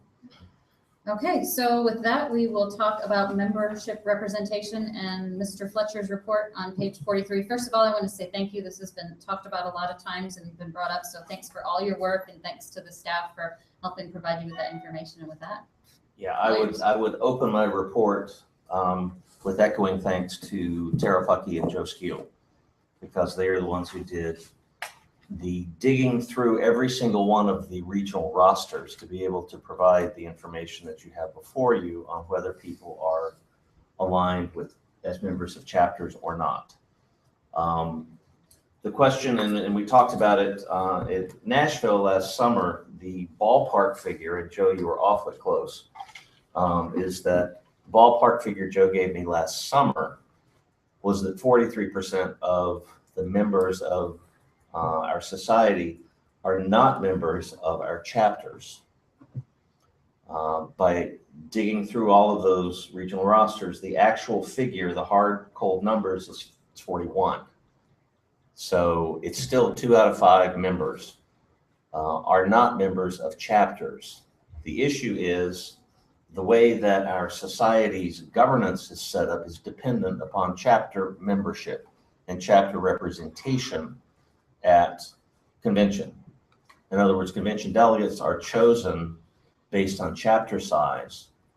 And they are the ones that, of course, the wording that's in the bylaws is that the convention is the, quote, supreme legislative body of the organization. The problem is that we now know we have hard, cold figures to support the understanding that 2 out of 5 people aren't represented by chapters and therefore don't have a say in governance. In other words, our bylaws and the way that we govern our society is not aligned with the facts that we know now about the makeup of our membership. And this, what have I got, like 40 minutes left before we get kicked out of this room? Unless we're kicked out of the room, or do we have can we run over if we need to? We can walk through dinner if you'd like. Great, And we okay. still have the Thank you. fellow. Yeah, Oh, we do. that's right. Oh, that's right. Okay. You have at least 45 minutes. Okay. After that, you're buying drinks. Please. Please. Yeah, right. Yeah, right. This is a huge topic, and it's not going to take us, we're not going to resolve it in 45 minutes. Right. I don't know that we're going to resolve it in the next year. But my whole purpose in putting together this memo is that we have a problem between the way that our membership is set up now and our membership sits with how we do our conventions and we make our big decisions. So I'm hoping that I am hoping to start a conversation that will seek a solution. We found a problem. Let's seek a solution now. And I have heard a number of different proposals, none of which is perfect, none of which solves every bit of the dilemma. And I sought to outline both pros and cons for those 4 proposals. I've since heard of one more from Lauren Bartlett. And Lauren, I hope you're listening and watching now. And when I prepare this memo, I don't want any action today. I'm not seeking any kind of action today. This is strictly informational and to start the conversation. I'll prepare probably even a more detailed version of this memo to give to it's part of the board packet for April. But I'll include the 5th proposal, which is to create virtual chapters in every region, which again, there are pros and cons, and I will try to lay those out as best I can. Briefly, just to go through what we have here, the first is something that the practice that we have been doing, and that's assigning delegates to the nearest chapter for purpose of delegate tallying. We have a system, and this is in the bylaws, where for every 50 members, you get 1 delegate for your chapter. And by taking the unaffiliated chapter member, the unaffiliated society members who are near a chapter, that artificially inflates the chapter's representation at the convention. It provides some kind of representation.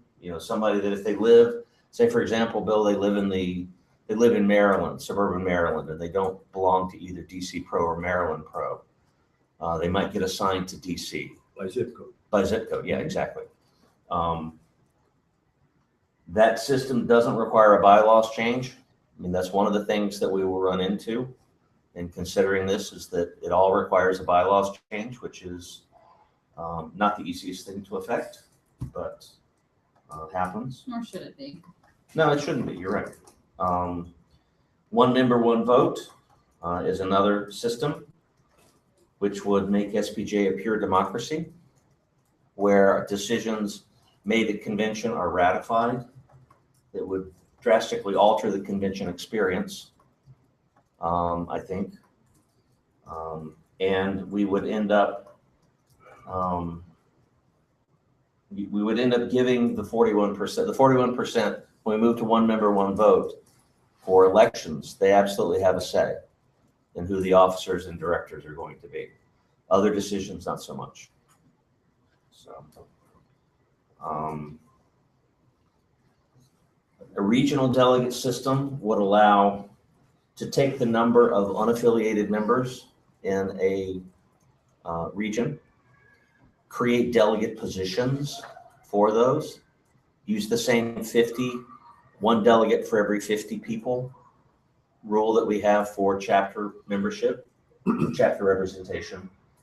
I counted it up, and I will amend this memo for board purposes. It would add somewhere in the neighborhood of about 50 additional delegates, 50 additional votes.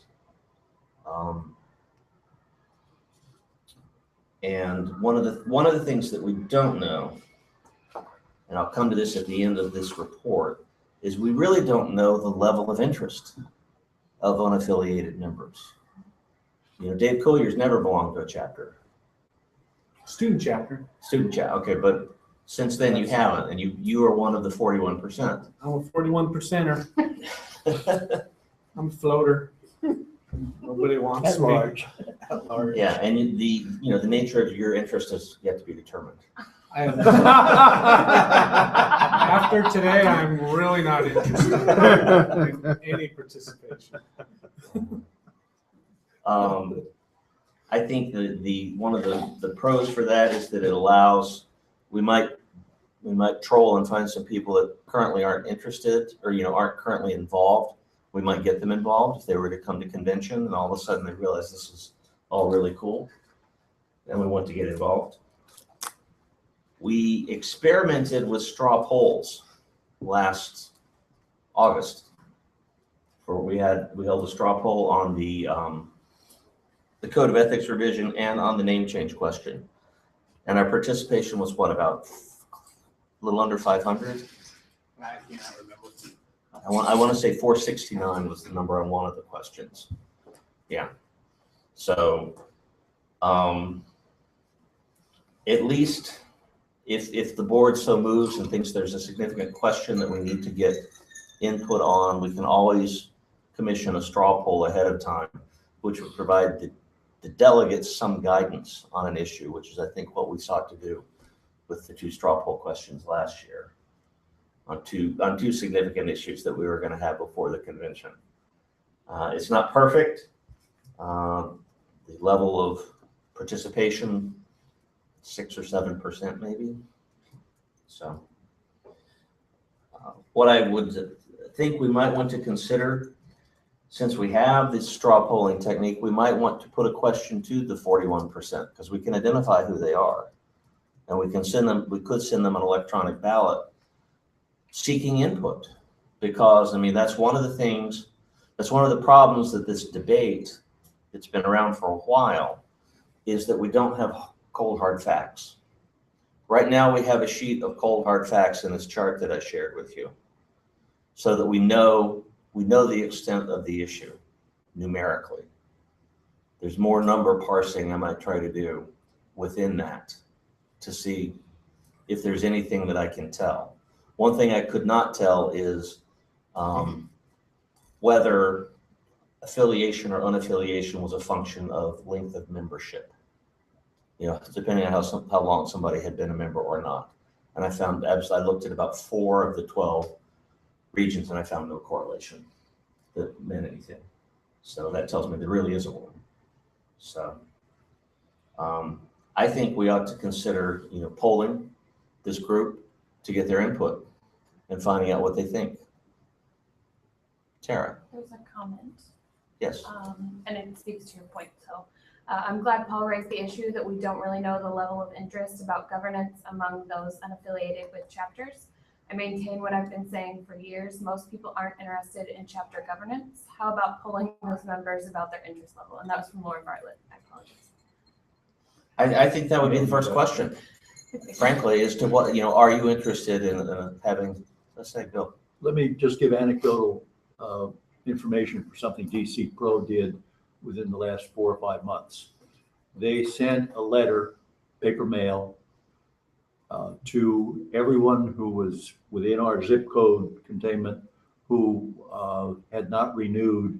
I don't know how far back they had gone, and got 4, 5, 6 checks in the mail for renewal. So that leads me to a question that I would ask on this poll that you recommend. Why why are you not a member of a chapter?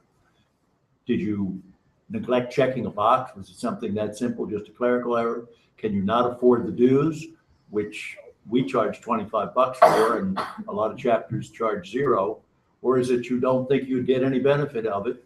And maybe some questions of that, you too far from the chapter and those kind of things. Those are the questions I'd ask. Because I think a lot of people just don't check the box. Is it possible that people don't know they could join a chapter? Not likely. I mean, I don't know. There are a lot of people who don't know chapters exist, and there are a lot of people who don't know there's a national association for SPJ. They might just know about the chapter. Their Now that SPJ is what's in their backyard. I have heard that piece, because they just want to pay the local dues and not the. I think students especially will go to a campus and there'll be a chapter there, and they'll join SPJ, but they may not fully realize the chapter structure across the country once they leave their campus. We hear all the time, I was a member when I was a student, I didn't really know, or when I moved, I dropped my membership. I don't think they always really know much beyond their campus, and once they leave that environment, they don't, right? And how many active pro chapters do we have right now, give or take? 60. 60. How many cities are there in America?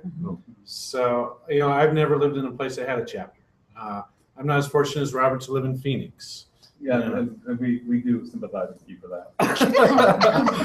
Lauren's made a follow-up comment. I agree with what Paul said about polling members and affiliated with chapters. I think it would help everyone with decision-making. In fact, why not do it before the April board meeting? Is that possible, Paul? Sure. Maybe you want to ask Tara that question? Yes. Sure, so long as staff totally understands, possible. Staff says we can. Robert? I'm going to muddy the waters, if I may, because whenever I read your note, Paul, I think it touches on a very important point, but it also hints at other governance issues that perhaps you ought to be taking on. When I moved, if these numbers were accurate 8-9 years ago, and I'll assume that proportionally they may have been, when I moved from Springfield, Missouri to Phoenix, Arizona, my voice on the board was diminished by 2/3. The Region 7 director represents 300 people. The Region 11 director represents 900 people. There's a disparity among the regions, which essentially says our board right now is on a Senate model, not a House model. There's disproportionate representation. Correct. Your communities are going to grow. Somebody can belong to a chapter and belong to the community. But I imagine as communities grow, there will be people who say, there's really nothing for me in this geographic chapter. All my interests are in freelancing. They will have no representation on the board or in the delegates. This might be a time, and the delegates make certain decisions, big decisions. The board makes a lot more decisions. And it's not really a one man, one vote representation of the membership at this point. Having tried to ostracize the board whenever I was president, I know what a hornet's nest that is to walk into. But I think maybe you're not going big. I mean, this is a big step. And you're like you say, you're not going to solve this in a year. But I think maybe you ought to be looking beyond just how do you get these 40% of voice into how do you make sure that everybody in SPJ has equal representation through the board. And that would probably mean the change in how the board is set up. It probably means a change. It probably means a significant overhaul of the bylaws, frankly. I mean, if you really want to talk global here, and I have not gone into that, but I think you are absolutely right. Tara sent a report out that says that, you know, there are issues with chapters. And the fact that, you know, we lost 11 chapters, lost IRS, you know, imprimatur, and now there's all kinds of problems. And we're, Joe, your report that your vision report that you shared with us last year, ultimately the chapter structure is going to become less important. And yes, the communities, we have 5 now. We have about 200 members. Didn't you say 200? Roughly 200 members. That will only grow.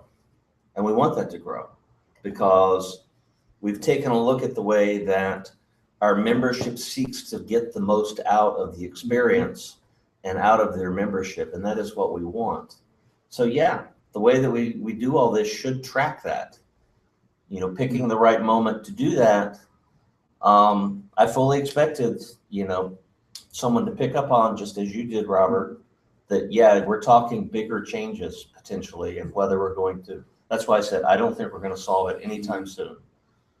But just to get talking about it and to get, you know, discussion going, I think is important because, yeah, we've had these arguments before. One member, one vote. Irwin's committee that looked at all of the things that it did, what, 2008 or 9, something like that? Is that when it was? The virtual chapters task force that John Ensign set up. Okay, that was good. It was under John, so it was a couple years ago. But nonetheless, we haven't found the right solution yet. And I guess I'm hoping we can continue to work toward it. We have another comment from Lauren, and then I was going to ask what her proposal was. What Lauren's proposal was? I don't know if any, because you said it yet, that wasn't included, right? In the No, not yet. It's to have to establish a virtual chapter in each region. And that, you know, I think Lauren could speak for herself, but I believe it was that chapter would, you know, provide a chapter report, and that would become, you know, that's another issue that is in here, and I do allude to it briefly. You know, the role of the RD may change. When your largest constituency is not a member of a chapter, what are you doing as an RD to respond to whatever needs they may have? And again, we don't know exactly what those needs are because we need to ask them. And it may be just, you know, going to be way diverse. Yeah, it's going to be all over the map. So that we may find a great answer. We may hear absolutely nothing that's any kind of use to us. I mean, we really don't know at this point. There probably needs to be a don't care box to tick off. Lauren's comment, which I think is probably something Tara can probably answer. Back when Al Cross was president, we asked that chapters be listed on the paper renewal form, and it was added. I think it pops up on the online version. But for new members, does this information come up in the online form? I think that's really important. It does. Once they select what type of membership, then they'll get options based on some criteria there. Okay. And we have here's what I emailed to also from Lauren. Here's what I emailed to executive committee. I suggest creating a virtual chapter for each region. With technology, it's possible now for people to live long distances apart and communicate regularly. If we do that, the governance structure already is in place. The virtual chapters each would submit annual reports to the 12 regional directors. In this way, all members unaffiliated with the chapter would have a choice about whether they want to be involved, or as we sometimes say, just be Bill and Quill members. One comment I had when we were discussing this earlier is that if we're doing virtual chapters, why do they have to be regional? Why tie them to a region? And I don't remember what Lauren's response was, but I remember she Give them did a say director something probably to give them representation on the board. What is your, like, if you had to give, like, which one do you recommend? Like, I know there are all of these recommendations, but like, as you know way more about this than I do. So I just was wondering what your like one recommendation is. I don't know, to be quite honest with you, Lynn. I think the regional delegate system, I think the third of the 4 would solve the immediate problem probably best because it would do the least amount of violence to the existing structure. Now, whether we ought to blow up the structure or, you know, at least consider moving towards something else, because every indication we have is that chapters are going to become less important. Would you agree with that, Joe? I think I would rephrase it and say every indication we have is that chapters are not as vital as they used to be, or not as vibrant as they used to be. I don't think they're ever going to be any less important. Okay. I think as long as the chapters are thriving and that's that is what works best for those members in that area, they will live on strong forever. The indication nationally from trends across the country is that associations that are chapter based are going away from chapter models because they're harder to sustain. And what are they going to? They're going to more like a concept where members are just members. So instead of chapters operating autonomously with their own bank accounts, their own legal structure, all of that, it may just be a group of people in a certain area that get support from the national association, whatever association that is. And their boards are their decision-making bodies. They don't the local groups don't necessarily have boards per se. They just have people who do work on behalf of the national association. So for example, if you're talking about the Chain Link Fence Association, there wouldn't be a local chapter in DC. There could be 20 people or there could be 5 people who want to do things in DC related to the chain link fence industry. And so those people would just do work. They would contact headquarters and say, hey, we want to do this work. Can we do it? Headquarters would decide, board, whatever headquarters means in each association, and they would get support. And money would be then handled through the National Association so that the local folks, and a lot of this stems from the IRS stuff, local folks that are not required to fill out 990s, which they don't do, and then lose their status, and then they have nowhere to go because the national associations can't open get it back. Right. So the national trend is that the chapter model is not, it doesn't work for a large number of associations. But when you say, Joe, that there'll be exceptions probably for a long, long time, that Chicago, Yep. DC, New York, LA, Florida, Yep. you know, Diego's very we're going to have a Yep. handful of places that, because of critical mass of journalists, that they'll be able to sustain themselves and enjoy themselves getting together. They have critical mass. They can go have beers and programming and cool stuff. So, so I don't think we want to give people the impression that we're giving up on chapters. I think the important thing to keep in mind is the whole goal behind a lot of these things that we've talked about is to provide the best option for the members to have a solution that works best for them. And for some places, that's a chapter, absolutely. And for other places, that might be, Nebraska is a good example. That might be that there are 8 incredibly passionate people in Nebraska who want to do great things for journalism with SPJ support. They didn't get the 20 members required to start an official chapter. Do we not want to encourage them to do things? So in that instance, there may not be a chapter. They would be unaffiliated, if you will. But should they have a voice in the structure of the governance? I mean, that's the question you guys are all debating. But the goal here is options so that everyone can participate, whether it's governance or whether it's chapters, whether it's programming, whether it's whatever, whether it's joining a community, whether it's, we just want to have an option for everyone. That's all. Michael, what do you think? I think that the delegates, whatever you do, you're talking about the delegate voting versus democracy. You can ask the 41% what they think, but the fact is they don't care about governance. Dawn is right. But what they do care is when the big issue comes up. So I don't know if there's an interim solution, but they care about ethics code. They don't care about resolutions made at headquarters. So how are you going to involve those SPJers in the big decisions? And it's not just a matter of democracy or delegates. It's a matter of retention of members. If you can get more people involved in cool stuff, they'll want to stay members. The biggest problem you have now is that the biggest decisions they can't be part of. We have another comment from Lauren. My previous response to Dana's question, if there's truly interest among the unaffiliated, 1 chapter per region would be best to keep the size reasonable. And I think she's talking about the virtual chapter idea, both to function and for delegate count. If you had 1 virtual chapter, it could have a significantly larger number of delegates than the current largest chapter. Also, I think having 1 virtual chapter per region would be better because there are still regional issues that people share.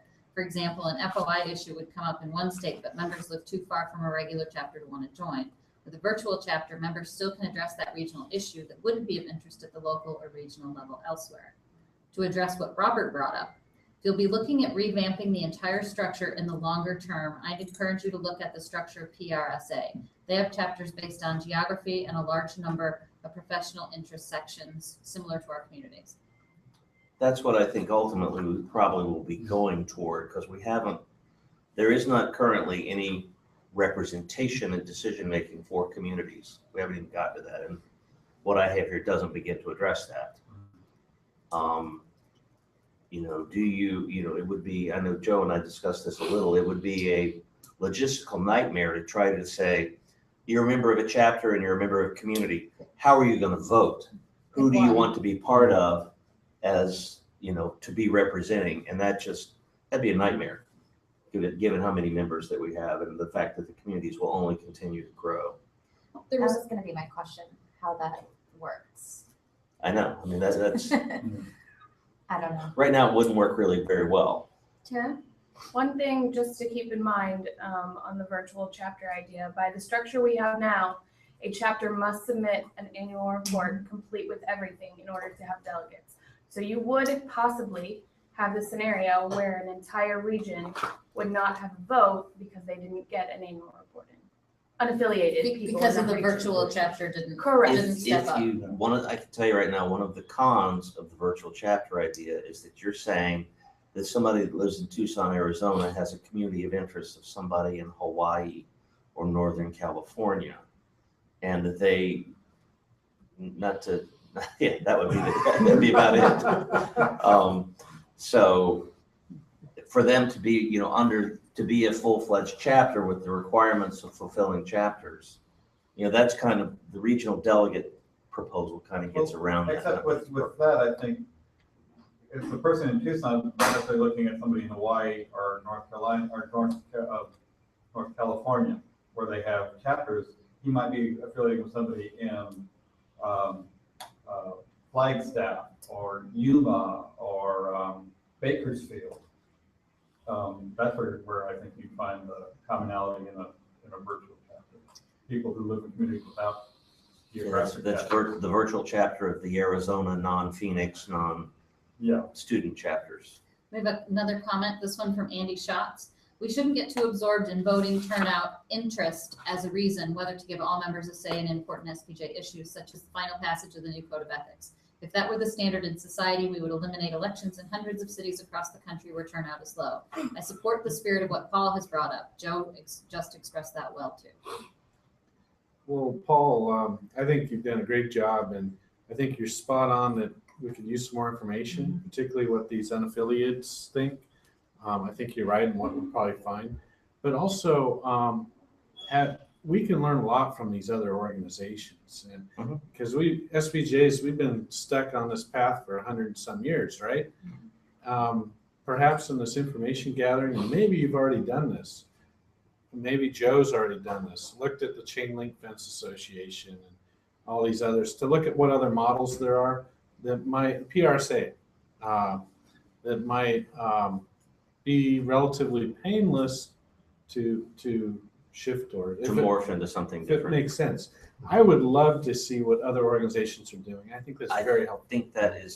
I think there are a couple of key pieces of information that are next in our discussion on this, one of which you just identified. What are other groups doing?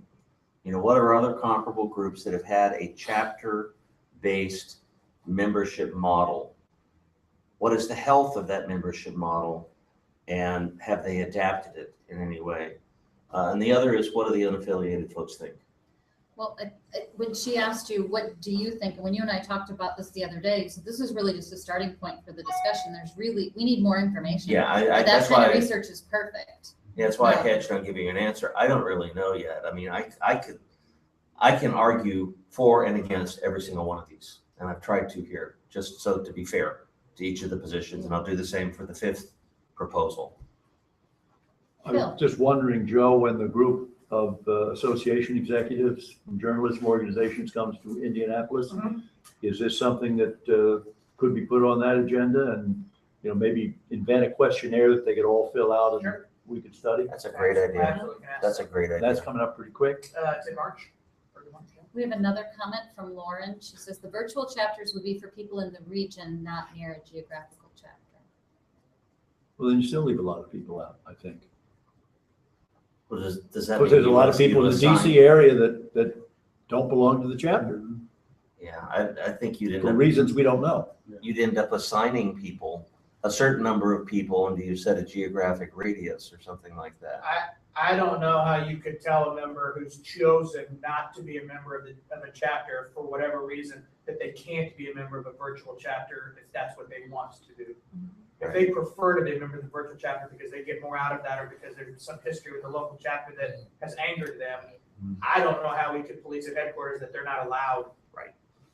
Right, you don't want to go down that road. I don't think there's there's not a way to do it without talking to every single person about their intention and why they want to join the virtual chapter. So I think this leaves us, what do we do next? And I believe you had a potential solution, at least as to what our next step was. Do a poll. No, that wasn't what I was thinking of. Remind me what I said. Yeah. Send them a text. Tell him what his idea is. Oh, yeah. Well, one of the things, Wait, did I drink that? No, you didn't. One of the things to consider, and this, an idea just to throw out because it's still in the idea stage, is to set up some kind of group to look at this and to study this. Task force kind A of? task force kind of thing. Get some smart people that are interested in it, looking at it, because I think undoubtedly they would stumble, Robert, upon the bigger issues and recognize that these are not easy questions. Yeah. And it impacts quite a bit. And, I do think Michael's right, is that, these folks don't have a say, regardless. And, 59% of the group did have a say at the convention, because their representatives did vote up or down on the various proposals, the name change, the code of ethics, the other issues that we have before us in Nashville. So that's better than nothing, certainly, but we've got an issue. So would you like to create a task force to research this issue and come up with the next steps to at least and bring it up for discussion in April? Yeah, I would be, one of the things, and Dana did, and I did talk about this, is, this is probably not going to be happening on Dana's watch. Dana probably doesn't want this to be happening on Dana's watch. I'll do whatever best for SPJ. Oh, you want to chair the task force? No, but thank you. No. Is I will have that idea more fully formed by April. Doesn't this fit into the membership committee's portfolio? Or do they have enough on their plate? I think it's a governance issue. I would argue no. I would argue that I think what we're looking at here is an overall systemic question of how should SPJ be governed. Yeah. Period. Yeah. I think that's the ultimate question that we get to, and that would include how to include unaffiliated members, how to account for communities with their growing membership and influence and importance as we go forward. The fact that the chapters, the chapter model is not strong everywhere. The chapter model is vibrant in big cities, as you noted, and will stay that way. So, there's got to be a mix. I think we planned on that. I figure Andy, I'm passing word. Andy raised his hand. Yeah. Andy, you were one of the people I thought of. So, Andy, thank you. I appreciate the passion and the understanding. We have Really another do. comment from Lauren. I want to clarify my last comment because I don't think it was understood. I was saying essentially the same thing Robert said in the room right after I typed it. If you're in Fresno, there isn't a geographic chapter close by, so you'd have to have the virtual chapter as an option. Anyone can be a member of any chapter. For example, Paul Davis has been a member of both Chicago and Greater LA Pro for years. So that's the next step, is developing a task force and Developing what I would, by April, since we're not going to have any action today, which I don't think it's. you were planning that anyway. I was absolutely not. Again, this is informational. I will work with Tara and Joe, and we'll see if we can't get a straw poll with some of the questions that have been suggested here today, which I think are very good, so that we have more information come time for April. And to have the task force idea and possibly even some members in addition to Andy lined up, because I don't think we should ignore this. We've got to find a solution to this. And again, Fair question, but I don't know what it is yet. And I don't think any of us knows yet, but I do think that we can and will figure out a way to solve it. Excellent. Well, thank you for all your work on that and everybody for the thoughtful discussion. And I'm sure some of you will be tapped or hopefully will volunteer to help with task force. Yes. With that, I think we've concluded everything on the agenda with the exception of the fellows. So we need to adjourn to executive session. So Do we need to moved. make a motion to adjourn this meeting? So move. Okay. Second. Okay. Meeting adjourned and we'll start executive session. Yeah. Great. Are you going?